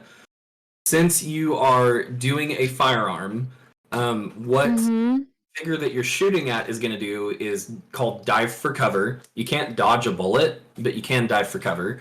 So what's going to happen is there is sort of a corner where it looks like it would go down to a short hallway, presumably to a bedroom. As soon as it sees that gun come out, this figure is just going to like run to the side and try to get to cover. So did you already roll yours? I did. Okay. Got it. Hang on for 1 second. I might need you to modify it. First time I've run an actual combat in Call Okay, of I'd Duty. love I'm to. so glad the internet's here to see my first time. Yeah. Thank you. First time. There'll be music. There'll be love. Yes. Yes. Come on, Mariah. Oh my god.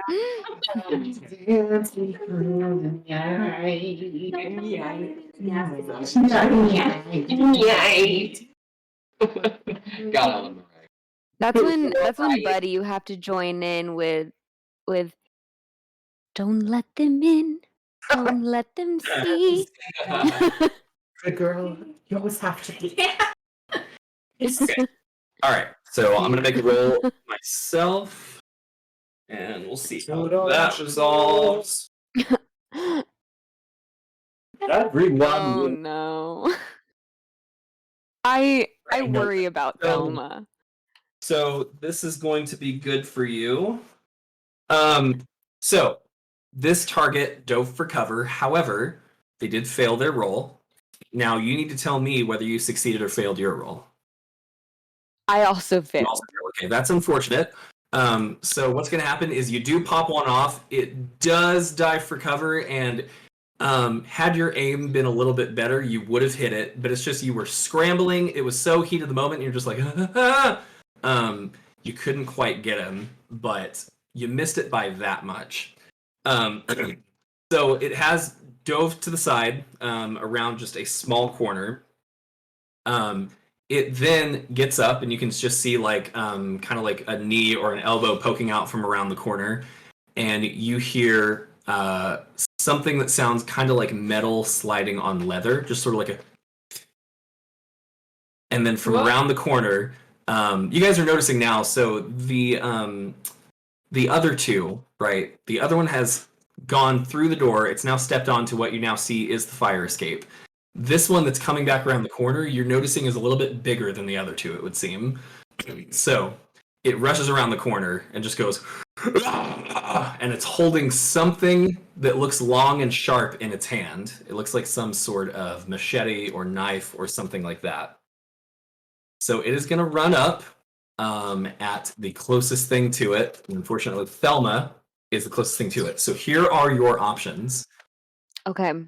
You are getting attacked right now in melee. You have one choice to make, two options.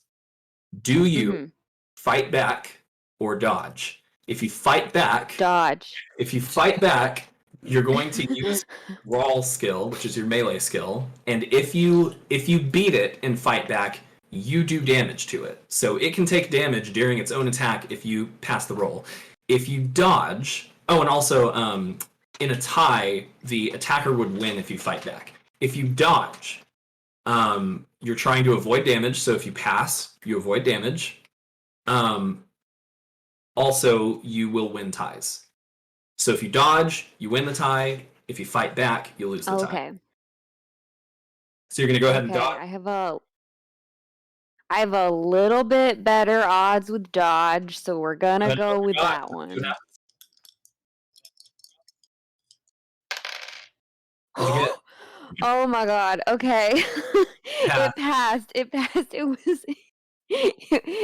was a 31. And my Oh my dodge is God, a wow. 32. Well, lucky for you, it did fail its attack roll as well. So no damage. What happens? Comes around the corner, yells at you, and it starts swinging this thing. And now that it's closer to you guys, you can see that it is indeed some sort of machete-like instrument. So it's madly swinging at you, but it is kind of dark in the room, and you're pretty small and nimble, so you're able to like get out of the way, duck, and just avoid those strikes. Donnie, you're in combat as well, and it is now your turn. So he's right in front of me. He is like within striking distance of you and Thelma. Okay. I'm gonna take a shot.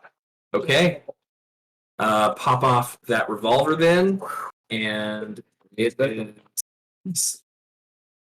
Okay. Wonder. Okay. I hear you. You hear this? I Yes. see You you. hear this? I hear every note. Ooh, I shouldn't even have attacked you. I already fucked up a roll. I shouldn't even have attacked Samantha because I dove for cover. Oh. My bad. Oh, okay. That makes more sense. Okay, so I lied. So Donnie, it dove for cover. It couldn't come after her. You guys, I'm so fucking sorry. I'm not gonna retro it. I'm just gonna move forward. So it is still in front of you guys. I will forfeit its next attack to make up for that. so it's not going to be able to attack you guys in the next round. So sorry. If you're going to shoot, go ahead and shoot. It's a 28, which is a second level success. Holy shit! You got a hard success. Get him. Bam. Get him. Get him. Get him. Okay. Yeah. Okay, so I'm going to try to dodge this one. And that dodge failed. So I need you to roll damage for your 38 special revolver. Keep in mind, and mark this on scratch paper somewhere, this thing chambers 6 rounds. This And- is so cool. Yeah, what this number is you can shoot once with no penalty, or you can basically, you can think of it as fanning, or you can think of it as just squeezing off multiple shots if it's a semi-automatic pistol, which do exist in the 20s. Okay. So you can fire 3 with a penalty to each one, but pop off 3 shots. Okay. Or you can do 1 and just do it normal. I'm just taking one shot. Okay, so yeah, roll your damage then. That's a 9. Ooh, that's going to be high. So it's a straight D10, right? Yep. And you did 9. Pretty sure that you just fucked him up. Oh! That's me. Yeah. Thank you. You did Thank you. Get So him. glad somebody else I'll tell you what happens. thinks that when you hear that phrase. So always think it give me one shot of adrenaline. Talk amongst yourselves for 1 second. Yeah, but he's taking the stage. It's fine. Yeah. And it was a hard, not an extreme, right? Does anyone have any requests? It was a hard. Yeah. Mostly RuPaul song. Sing congratulations. Oh dear, I trying to remember how that went. Congratulations. Oh, So here's what happened, Donnie. Here's what happened.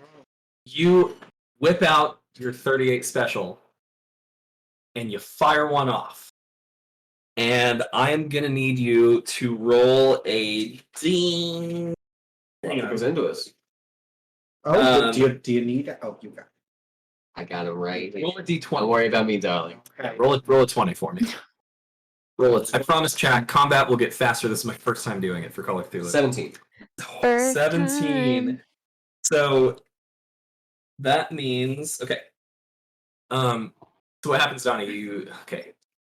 Once again, you whip out your revolver, pop off a shot, and right as this thing, we'll say right as it comes around the corner with that knife raised, or that machete raised to come at Thelma, you shoot it right through its shoulder. Ooh. So the machete goes and lands somewhere in the room.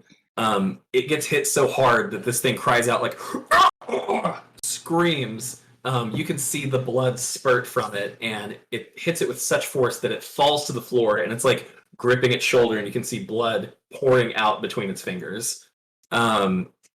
So what just happened, and this is something that can happen to you too, what just happened is you did half or greater than half of this thing's max damage in one hit because you rolled so well. What that means is that this enemy now has what's called a major wound. Major wounds are bad. They will fuck you up. You don't want them to happen to you. The good thing is that you did it to it. Yeah. I did it. So you did, yeah. So yes, you shoot it, spurting blood. Weapon goes flying because you hit it in the right arm. It is now on the ground and it is holding its shoulder, which is just gushing out blood between its fingers. It looks like though the thing is still conscious. So you can still see it moving and groaning, just like and it sounds human, although just like heavy and deranged and just all of that, just I don't know, human but bestial. Yeah. So it now goes back to Thelma. If anybody else would like to join the combat this round, now's the time to tell me. Okay, take that as a no. Thelma, you are up. So I'm gonna flip on the light switch. Okay. So I can see. You flip on the light switch. So what you can see is that it's a humanoid shape. You can even see the hands, which are dark skinned. It is wearing long black robes. It is wearing a black headpiece that is covering everything but its eyes. Out of the top of it sort of like goes up in sort of a conic shape. Literally think cone heads, but it's his garment, not his head, Okay. as you can tell. And at the top, there is some sort of tassel made of red cloth. So the tassel comes out the top, and it goes down about to the waist on the side. But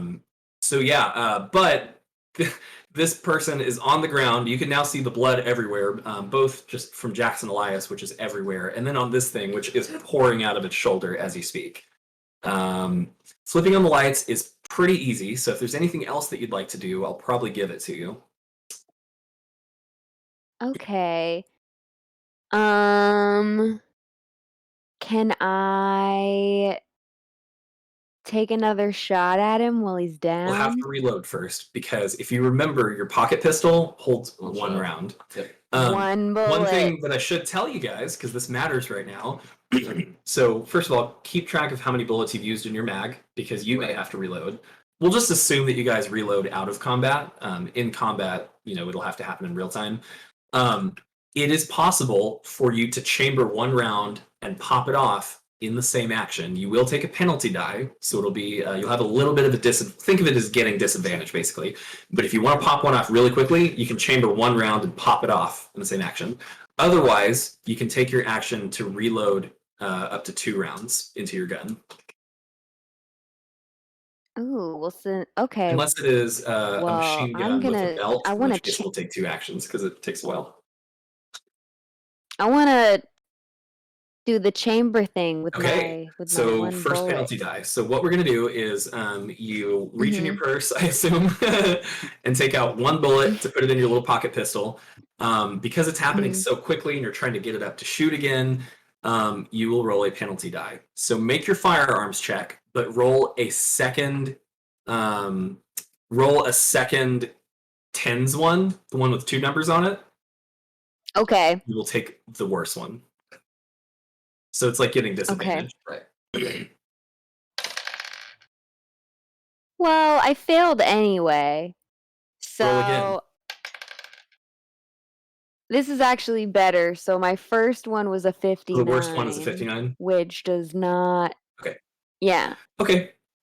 Which does not pass for me for firearms. Yeah, so that will fail. You pop it off, but just because it's sort of like squirming around on the ground and writhing in pain, you do miss it, but it's like, and it like hits into the wall, and there's now a bullet hole in the wall of the apartment. That was Thelma. It is now the creature's turn. So again, just like howling and groaning in pain, it's gonna get up and stand up on its feet. You said he wasn't gonna get a turn. He won't get an attack. An attack, okay. So howling and groaning in pain, stands up on its feet. You can still see the blood gushing, and it's moving a little bit slower, but it's like hobbling out the door onto the fire escape. And it is going to turn the corner out of sight. It is now Donnie's turn. I'm gonna chase this motherfucker. You're gonna chase this motherfucker. Okay. So we are entering into our first chase. So tell me now, anybody who would like to chase this thing, declare it now. Jason. I know he is. At this point, I'd be I'm not following. going to chase it. Okay. I don't know if I'd be like Following or chasing them? I don't know if I'd be chasing him, but Okay. I'd be like keeping up with them Yeah. at least. So Okay. it goes on. I don't want to lose them. Yeah. Where's the chase happening? So now it looks like all 3 of the figures have moved outside onto the fire escape, and that's where Donnie's running. Okay. Yeah, let's run behind him. So you're gonna chase the cultist, just to be clear. Yeah. Okay, because this isn't gonna be like a gently follow behind situation. Yeah. You can hang back and like observe if it's possible, but if you're gonna enter in the chase, you gotta be chasing the cultists. Yeah. Well, let's pull my gun out. Okay? Are you chasing? I'll chase. Are you chasing? Samantha. Yeah. Me? Oh, me. I Not was gonna not chase. going to chase So, them. I'm not going to chase. Everybody who is chasing, you are first going to make me a speed roll. I need you to roll Constitution and hang on to the result for a minute. And I can roll it for Disboy.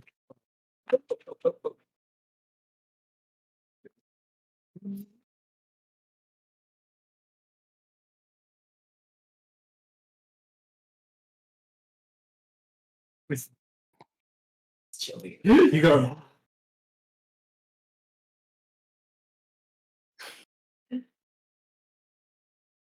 I have this candle over here. I can warm my hands by the candle. yes.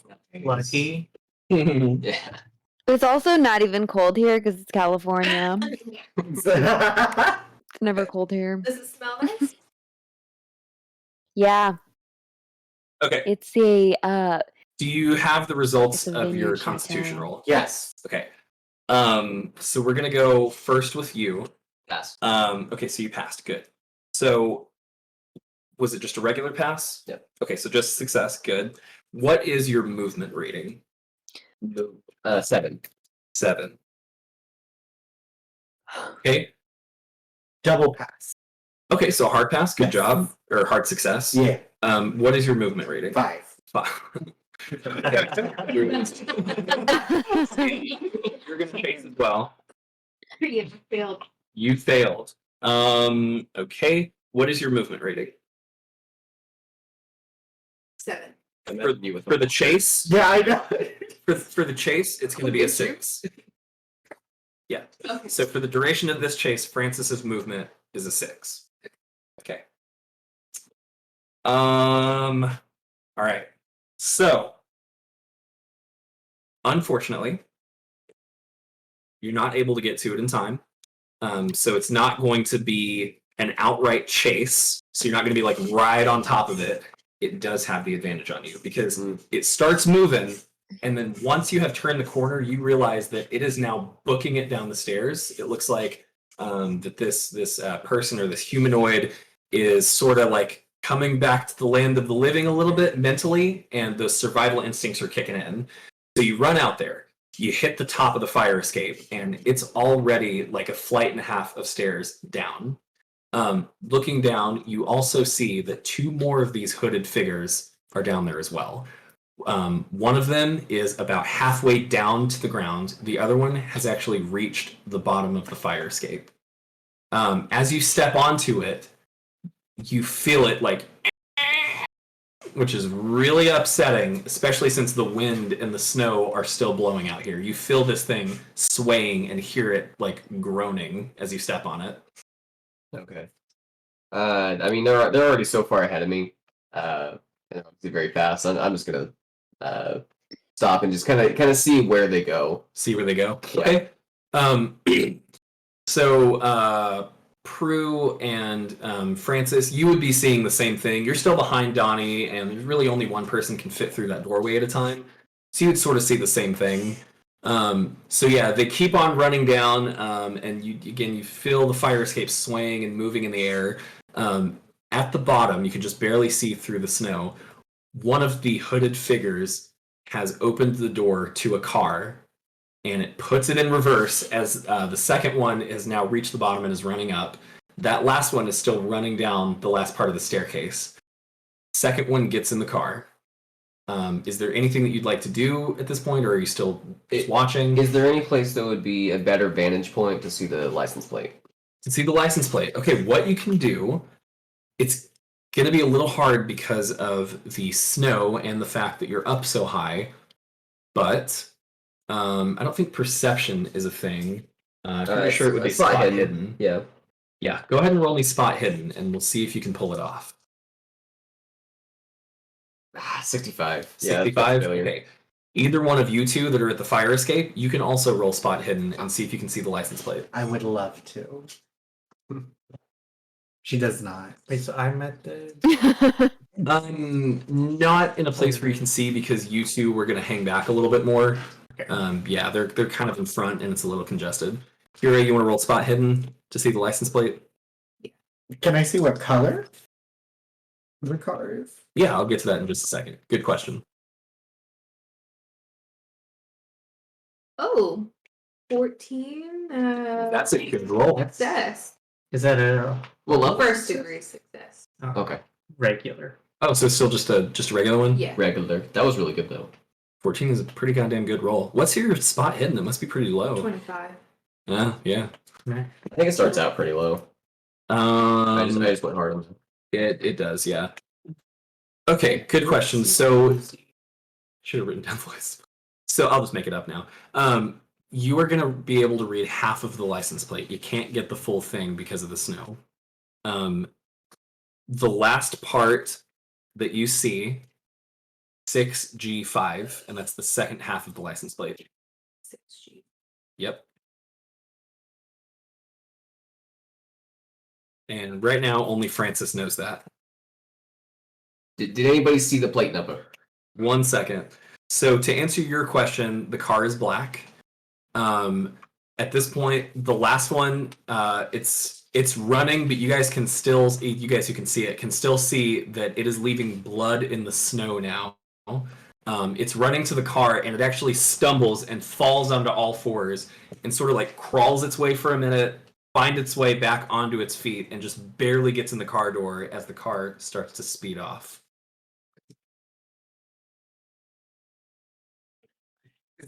Did you say what the car looked like? Yeah, so it is a black car, 4-door.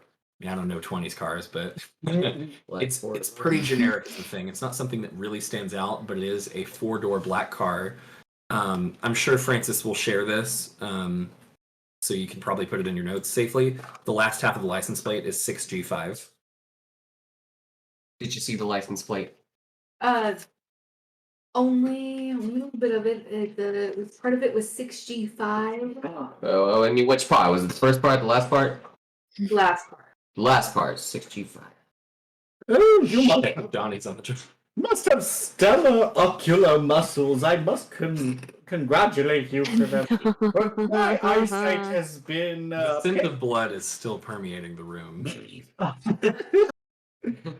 My eyesight has always been commended throughout the years, and I couldn't see it, so if you saw it, wow. Mazel tov. Lady, why don't you take a rest? There's a bed in there. Oh, Your eyes must be strained from trying to see the license. Yeah, Jackson Elias's bed is in there. how dare you? There is a man dead in there, and you make jokes. I make a joke. This was a good friend of mine. You're making. You think I'm happy about this? You're making light out of a situation you know nothing about. I wouldn't make light about this shit. My friend died. These people got away. These motherfuckers. And we ain't got shit.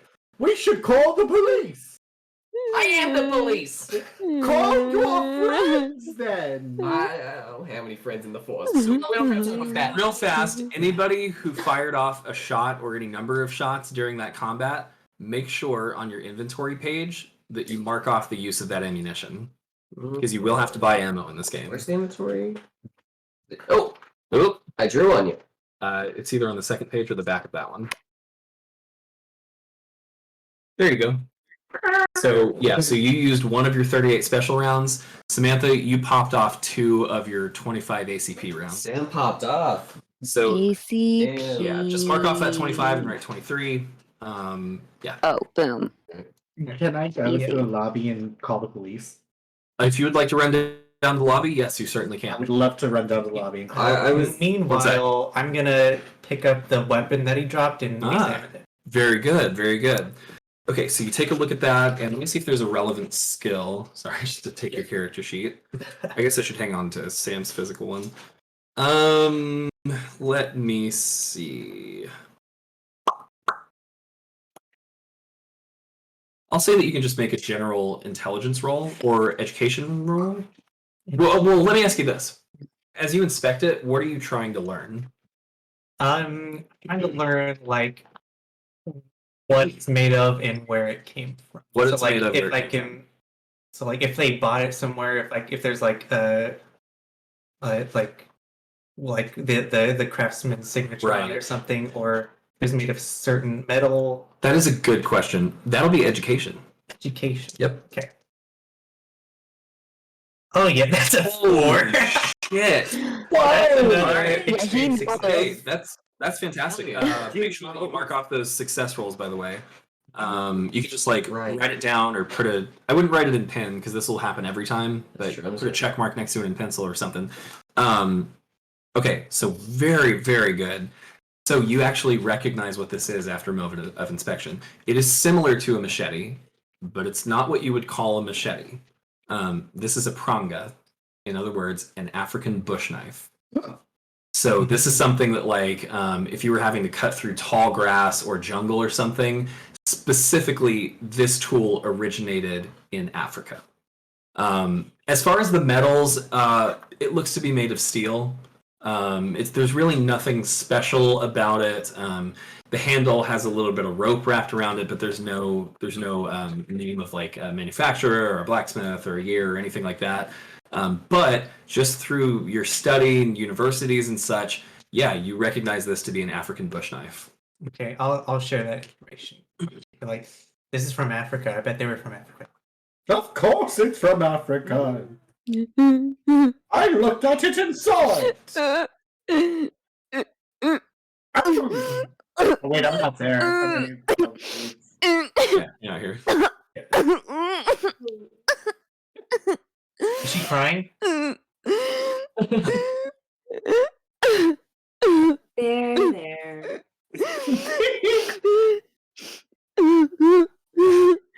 I'm gonna like hold you. I'm gonna like as soon as you like initiate the patting of me, I'm gonna like wrap my arms around your waist, and because you're so much taller than me, my face is gonna be directly. Come on, Lady D. And I'm gonna just cry into them. You should probably take them away.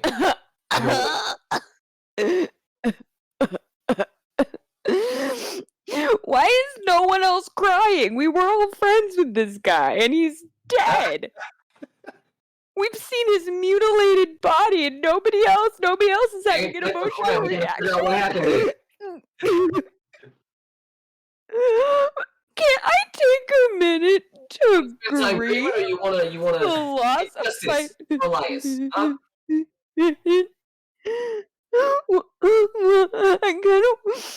I want to get justice later, but like I kind of want to cry right now. Alright, you can cry. I'm gonna do my job. I'm going to examine the body. And examine the body. Yeah, I'm gonna see. I don't know. All right. See. Yeah. Let me give you... Oh dear. While I get that going for him, Prudence, Yeah, how are you getting downstairs? the stairs. Of course. Running down the stairs. That there are some screams in the hallways. There are people running. The couple doors have slammed, presumably because gunshots just went off. So you're bolting down the stairs at this point, and you get about halfway down. Donnie, you are. Nobody look at my screen because there's meta spoilers, but doopity-doo. Okay, you are looking at Elias's body. He is dead. There are multiple stab wounds, as I discussed. And you also find something else. So for you in the chat, that symbol is carved into his forehead.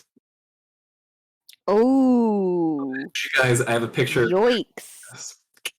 It's gnarly. Oh no. You hate to see it. You hate to see it carved into flesh. You recognize this symbol?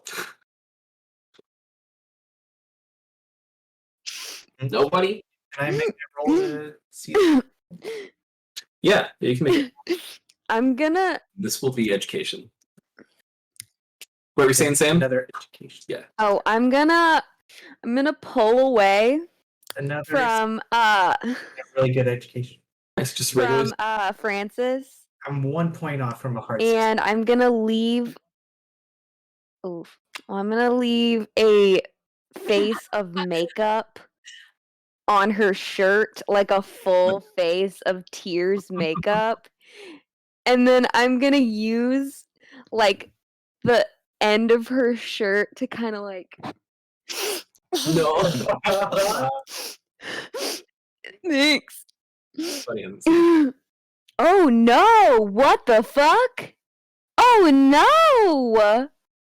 Oh, I did not know about this visual. Yeah. Oh no! Oh no! Oh no! Oh no! Yeah. Oh no. Oh no. Okay, for you, education. I was just looking at the one in the Oh yeah, it's screen. gross. And I was like, This ugh, one's don't want to funnier. see that. Okay. Oh real my quick, god. For your education Oh my roll, god. Rocky, Wait, hold on, let you me- did succeed. So what you are able to tell Actually, is, let's see, what can I give you?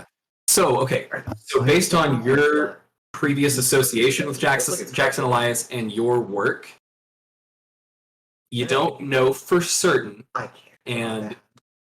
and you don't know details. Real quick, guys, sorry. You don't know for certain, and you don't know details, but looking at this, and based off some of the stuff that you've seen and that you've talked about with Elias, you have seen cults have particular symbols, sort of just like arcane drawings or scratchings and stuff, that they will use to signify membership, or maybe to mark places of meeting. This, just something about it, is reminiscent not of anything specifically you've seen, but swear to God, it has to be connected to a cult. Okay. Yeah, and all the while Rocky is writing it down in his notebook. And to like distribute this information throughout the party, he's just like walking up to people and showing them his notebook. Be like, read it. Damn, a fucking cult. Cult. A cult. Cult. Jumping back to Prudence. Prudence, you reach the lobby, and there is a little bit of pandemonium here. It looks like the valet is now on the phone, just like, yes, officer, shots in the Chelsea Hotel. Oh, I was just coming to report the very. Not now! Yes, multiple shots here. Please send someone. Send someone quickly. For once, you were on the ball. Quiet, I say. Oh no. Jesus Christ. Cutting back to you guys upstairs. What's the mood? So I'm gonna go over and look up close at my friend Jackson. And then I'm gonna oh, they carved his face. That is a beautiful face. Yeah, he had quite a mug on him, didn't he? He was so handsome. We were gonna have beautiful babies together. Well, not anymore. Are there any other clues around the room? If you would like to look for any other clues, spot hidden check. And anybody else who would like to do so who's in the room, you may also roll spot hidden. I'm gonna do a spot hidden check, but I'm crying the whole time. But I'm like looking through papers while crying. Like I'm like. That's a hard success. A hard. Okay, yeah, mine is a failure. Here's a failure, hard success, Fail. failure. Okay. All right, hard success, very good. Okay, so the first thing that you see, Rocky, you're just going into Rocky mode, right? Yeah. The first thing that you see, that corner that this presumably cultist ducked around to avoid gunfire. It was indeed a short hallway, leading to, you would assume, like a bath and bed. There is there's some blood where he was shot, but also something that you guys missed before. It looks like something may have fallen out of his pocket or out of his hand when he was shot. It also has blood on it, but it's nowhere near Jackson Elias. What this is, let me grab it for ya. Rabbit hunting. Make sure I get you the right one here. Doop-a-doo. Doop-a-doo. Bam. What'd you get? 3. Away. Okay, so what this is it appears to be an envelope containing a letter. Oh boy. Oh boy. Oh boy. Cairo, Egypt, 3rd of March, 1919. Mr. Roger Carlyle, Carlyle House. It's addressed to Mr. Carlyle.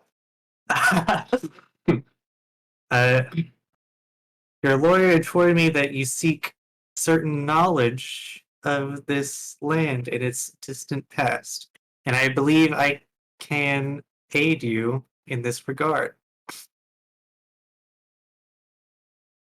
What's that word? Oh, which one? Inquiries. Inquiry in the old quarter have identified one. It is a little bit hard to read. It's written in What's that? cursive and shit. What? I can. I'll just do it. Okay. Just go ahead. I'll read it. Okay, yeah. So I'll just start from the beginning. So it is addressed Cairo, Egypt, 3rd of March, 1919. Mr. Roger Carlyle, Carlyle House, Briarcliff Manor, New York. Dear Mr. Carlyle, your lawyer informed me that you seek certain knowledge of this land and its distant past, and I believe I can aid you in this regard. Inquiries in the old quarter have identified one Faraj Najjar in the streets of in the Street of Jackals, who claims to be in possession of singular curios in quotation marks, which he believes will be of great interest to you. He is prepared to part with these items if a suitable price can be agreed upon, and I shall endeavor to make sure that matters are arranged to your satisfaction.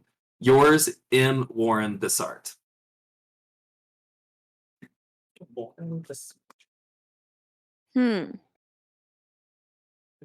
Who's Lauren Pissant? So as you're passing that around, you did roll a hard success. So looking around the rest of the room, I mentioned before that there was some papers and there was an open briefcase.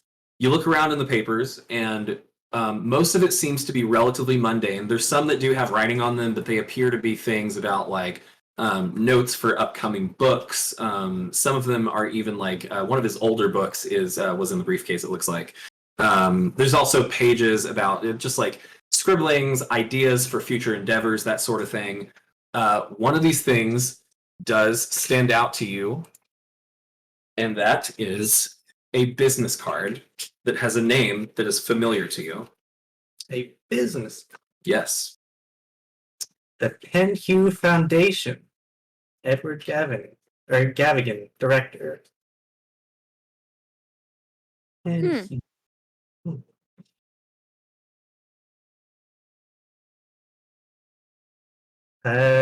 Okay. It's addressed at London. So something Court Road, London. So 35 Tottenham Court Court Road. Road, London. Huh. Okay. So, what? Wait, did he read it out loud to us, or did That's he up to not? Would you read that info off to them? yeah, I would read it out loud as I picked it up, and then I would go on to explain. Like there is hieroglyphics on it, and I'll explain that Penhew rings a bell as a Egyptologist, I believe. I turned up the name Penhew in my. Oh, I also learned about Penhew. He's dead. I found this article about how you were there, Donnie, Yeah. and you were there too, Francis. It was at the bar, and it was talking about how Carlisle was killed by that weird cult in Africa, and there were 4 other people were killed with him, and one of those people was Penhew, the Egyptologist.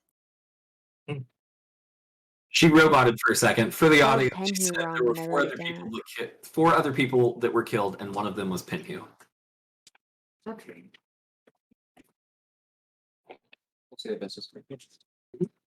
Yeah, and the stack's here, so if you guys want to revisit any of those, you can. So, Prudence, you're on the ground floor. The valet is now off the phone. Oops. What? What do you want? I was just calling to tell you that there were shots. We know the sure we heard them. What? I'd like to know. I hope they arrest you too. I hope they arrest you too. Oh, I don't get paid enough for this job. excuse me. Where's your manager? Sure. Putting this place together on my own. I am the glue. Well, whoop-de-doo, Elmer. But Perish. That was really good. That was a good one.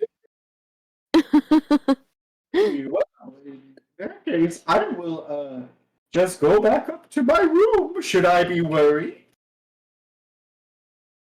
We heard shots, so yes, I would be worried. Well, I know the shots shouldn't happen anymore. I know what happened. Everything's fine. What happened? You see that we were going to see Elias, you know? Captain Elias, yes! Yes, him. Get to it! He's Get to the point! He's dead. A murder in the... Yeah. Oh, this'll ruin us. So, my niece, whom I love and support with every bit of my being, she was trying to apprehend the apprehended. In the distance. Oh,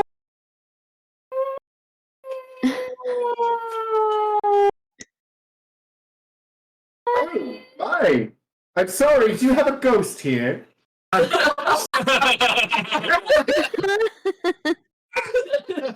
Wow. Okay, Ryan. Oh.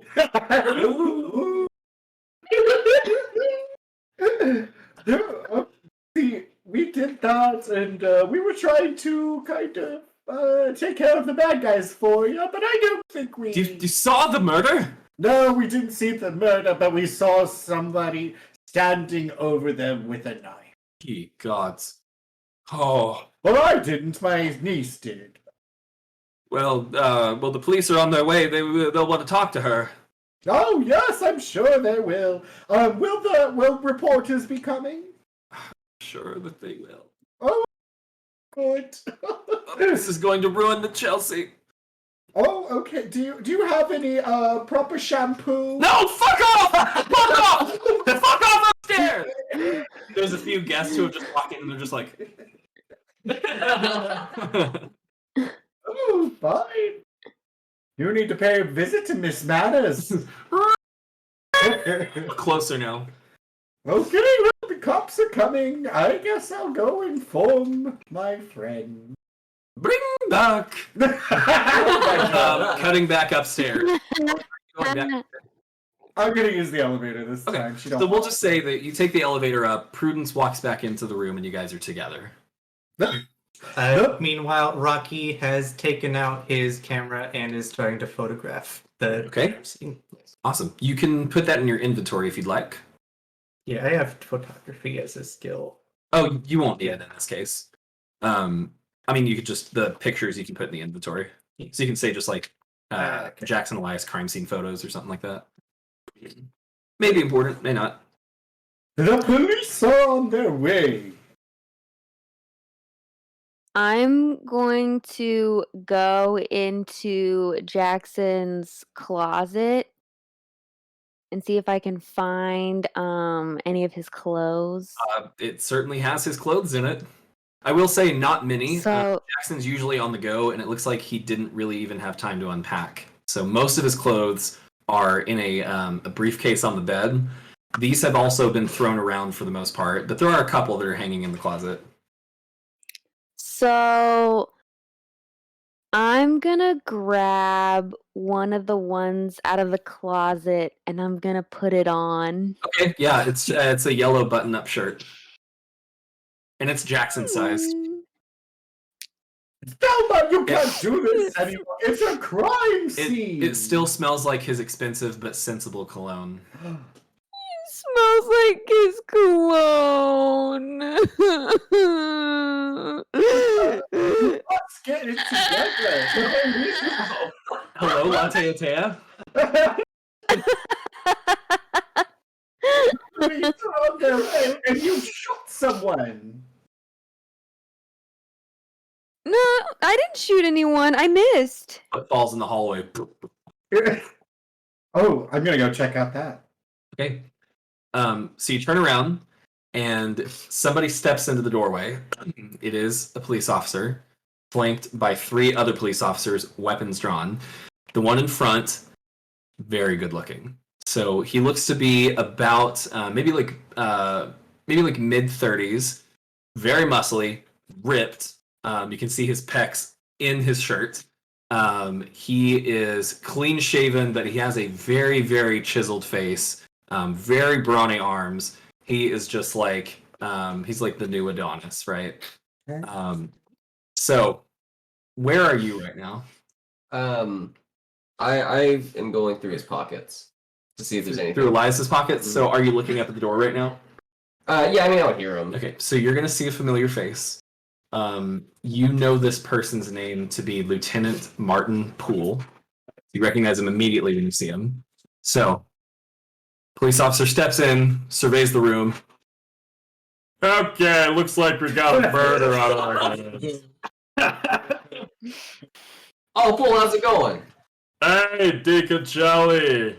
How you doing? Well, you know, just doing my Dicacelli thing, you know? Just living New York the way I know to be lived. Anyway, you could probably head out at this point. I'll take it from here. Oh, I'd like to be a part of this. No, it's all good, Dicacelli. The boys and I have got it. And you would know Martin Poole within the precinct. He is like textbook poster boy, like hero cop, right? So yeah, Poole is the one that everybody knows his name. Everybody gets out of his way because this is the dude that cracks cases and he cracks bad guys' skulls. So he's like fucking Superman. Even the chief seems to have a great respect for him.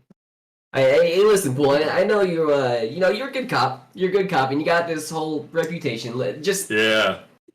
This is a good friend of mine. I'm just gonna be honest. I'd really like to. Oh, you knew this guy? I knew him. I'd really like to take the lead on this case. Oh boy, tough break there, Dicacelli. Hey, let me tell you, I really want to get to the bottom of this, so I can find the people who murdered your friend over there. So, in the best interest of justice for your friend, I'll handle this. Barack Obama. I heard no Best interest. I will find Bill Jackson if he likes. Just why don't you take the night off, Dicacelli? Head back to the precinct if you want. We got it from here. You think I can take a night off? You think I can just go home and have some of my wife's dog shit lasagna? And you think I'm gonna be happy about that? Look. I understand. You know, I'll tell you what. Take all the time you need. The boys and I will stand back for a minute. Say your last words to your friend, and then we'll get to cracking this case. And the boys are just like nodding in unison. They're just like, all right, appreciate it, Poole. Hey, no problem, Dicacelli. Good to see you. Sorry about your buddy. Yeah, me too. Yeah. So after they leave. They're not leaving. They're not waiting. leaving? No, they're waiting. Oh, okay. So the boys fan out and they start to like look around the room. They're starting to take pictures, but they're staying away from Elias's corpse since Poole told you can have your moment. Okay. Can I find anything in his pockets? No. There's nothing? Nope. You search through his pockets. You do get some blood on your hands. Conspicuously, I will add, there's nothing in his pockets. Well, I'm just gonna take a pen out of my shirt pocket and place it on his chest. Hey, I think a quick question. What are you putting on the murder victim? You didn't know this guy. He liked writing and shit. Oh, gotcha. All right, well, hey, civilians, if you want to clear on out of here, we're going to take it from here. Officer, we are so grateful for you. No problem. All in a day's work for New York's finest. I'll be a fucking civilian. I know, I really do love the firefighters. They're really great. Anyway. Here, I So- walk up to Pool, and I just like show him my notebook and just like, here, read this. What does that say, Jackson Elias was killed by a cunt? A cult! Cult!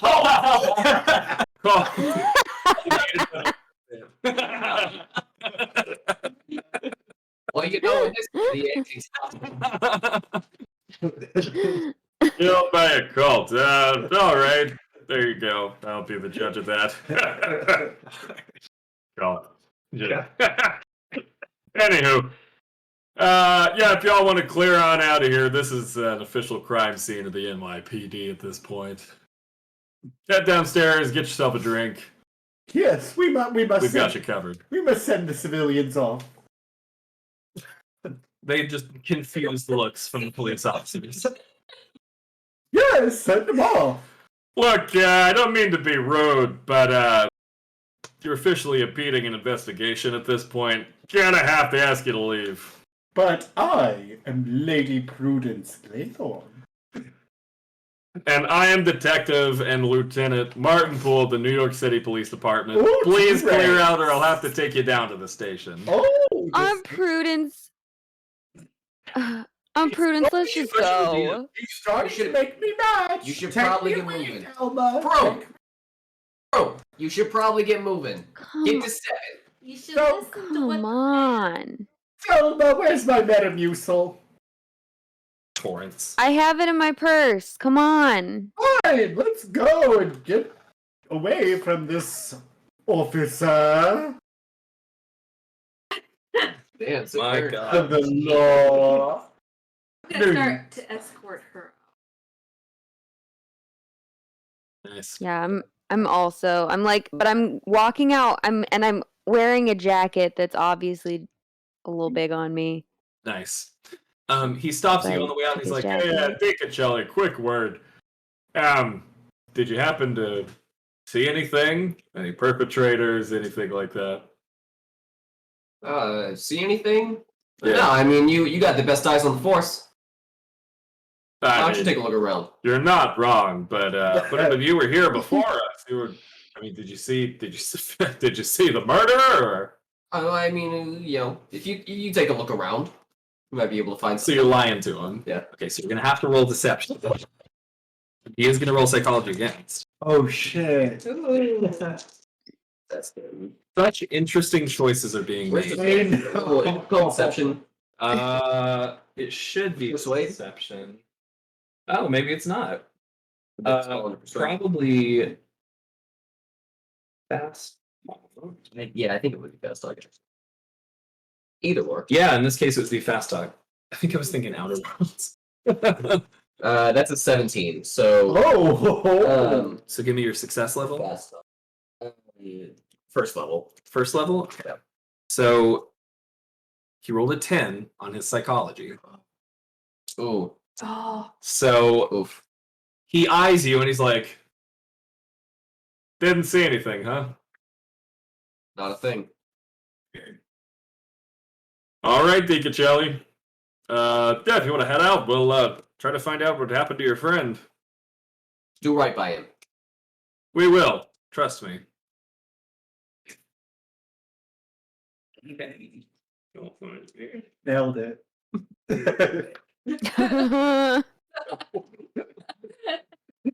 oh boy.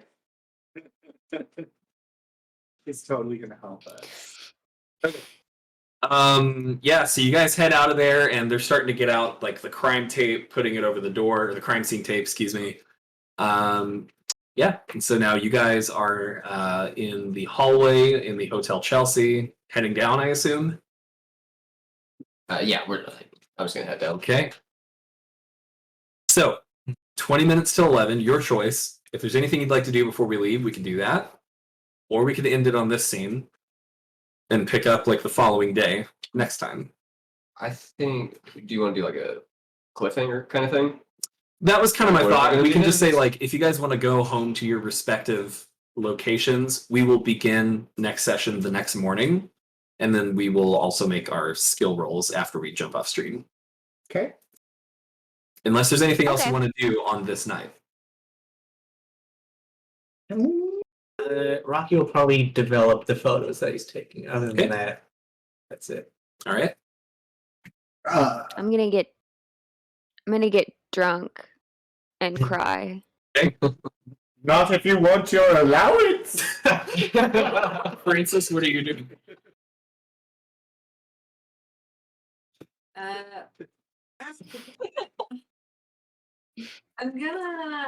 gonna stick with Thelma. I'm gonna go out and have a few drinks. Are you staying the night with Thelma, like taking care of her, or are you just like going out to drink and then you're going your separate ways?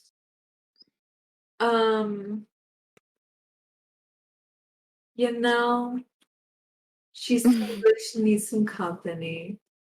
I'm gonna stay the night with Thelma. And that's Prudence's place, right? Yes. No alcohol. Okay. Prudence, I just lost the love of my life. If I want to get drunk, I will. But it's bad for you. You know, there's like 190 calories in a shot. You So, don't need that. Real quick, since we're winding down for this time, we're gonna figure out where you guys are staying. So, I'm gonna give you some options here, and you can tell me where you're going. And your options may be limited by your income. So, basically, it's New York City. You're gonna have to stay in an apartment if you have one, or in a hotel. Let me see. You live here, so you probably have an apartment yet. Shitty one. Yep. You live in New York City. Do you have a hotel room that you stay in because you have enough money to do so? Do you have okay, cool. So if you're staying in a wealthy one, your choices are the Plaza or the Waldorf Astoria. The Plaza. The Plaza, okay. No, it's the Waldorf. It's the Waldorf? I would never stay at the Plaza. Ah! Not even in the game. Not even in the I was gonna say. No, I know. It's It fucking did. nice Kevin and McAllister was there, and it was fine, and it was great. And now It did have a little to the left. I know. So you guys are staying at the Waldorf. Prue, I mean, you have enough money. Yeah. So okay, yeah, you're fine. So Rocky, so there's going to be wealthy lodging, moderate lodging, and seedy lodging. Moderate. Okay, so your choices are the New Grand Hotel or here at the Hotel Chelsea. I'm gonna go to the hotel that someone didn't just get murdered in. Right. So you're staying at the New Grand. Yeah. You guys are staying at the Waldorf, and you two have your own apartments. Although you are staying in the Waldorf tonight. Okay, then that is where we will end our first session of What Happened in Season 2, Call of Cthulhu. Okay. If you guys liked it, please tell us in the Discord. Your feedback means everything to us. I really hope you did. Sorry about some of the delays, but again, running the actual system for the first time, I'm pretty happy with how it went. So, all right, so we're gonna do plugs, and then we will do skill bonuses off screen because that will take a minute and it's boring for an audience. So here is where you can find us. We want to give our guys a chance to plug. First of all, if you haven't already, join the Geekier Nights Discord. Lots of cool stuff happening there all the time. Come hang out with us. Follow Geekier Nights, sub if you can and feel so inclined. We greatly appreciate it. Thank you to Scott Buckley for the incredible music that we have on all of our screens now. Thank you to Kira for designing all of our overlays, and thank you for Caden for designing all of our character portraits. And those are still coming, so we're gonna have more as he completes more on his stream. Okay, plugs. Franklin. Find me on Main Street beating up on poor people. Fuck. No. Buddy? It's your buddy boy at TikTok, BOI, because it's the only way to spell boy. Commander? Okay, yes, check me out on TikTok. Manning Lewis is my username. And also watch Tango for Imaginary Friends if you roboting haven't hard. yet. Yeah. And yeah, keep watching this. Yes. These. Keep So watching yeah, these she guys. roboted a little bit. That's Manninglicious on TikTok. And what's the name of your show one more time? Tango for Imaginary Tango for Friends. Imaginary Friends. Perfect. Kira? Yeah, well, I don't have anything set up officially yet, but I do paintings if you want me to give you anything. I can do anything that you ask me to do. I'll put you my Okay, Marty. there's my email in the chat. So once again, if you think that our overlays look cool, if you like the looks of that, Kira designed everything that is not a character portrait that you see on the stream, other than the Geek Your Nights logo, which our amazing Sarah designed. But yeah, everything from our new logo to the overlays, everything. She's incredible. Kaden. Tomorrow night, I'm gonna have the premiere of Imagine That, my own art stream. I'm gonna be doing Francis's character portrait live tomorrow night at 8 p.m. Central Standard Time. That's going to be awesome. I'm so excited for that. So, tune in if you want to see these character portraits made live. Hell yeah. As for me, all my creative stuff is on Geek Your Nights. So this is my baby, What Happens in the Dungeon, something I've wanted to do for a long time, and so fucking pumped that we're doing Cthulhu now, and that I feel like we've had a really strong starting episode. And I love everything that has come together for this new season. So yeah, you can find me here. I also do other streams on Geek Your Nights. I do some Dungeon Buddies with Ian and Buddy. We did What Happened Next earlier today with Buddy, Frank, and Ian. And you can, of course, find me in the Geek Your Nights Discord, just kind of hanging out, sharing memes. I don't know, like working on homebrew stuff with people. So much cool stuff. So anyway, we greatly, greatly appreciate you. Thank you so much for sticking around. Right quick before we sign off, Ian, I want to show off our very last screen. But who do you want me to raid after we do that? Just for like a few seconds. Wait, raid Inc. Okay, cool. Just put it in the chat. Okay, calm. That's what I thought. So, thank you guys for watching. I'll do the raid so you can see this last part that, again, Kira designed. I'm very proud of. And as always, what happens in the dungeon? Stays in the dungeon. Stays in the dungeon. All right, see you guys same time next week, Saturday, 7 p.m. Bye-bye. Bye.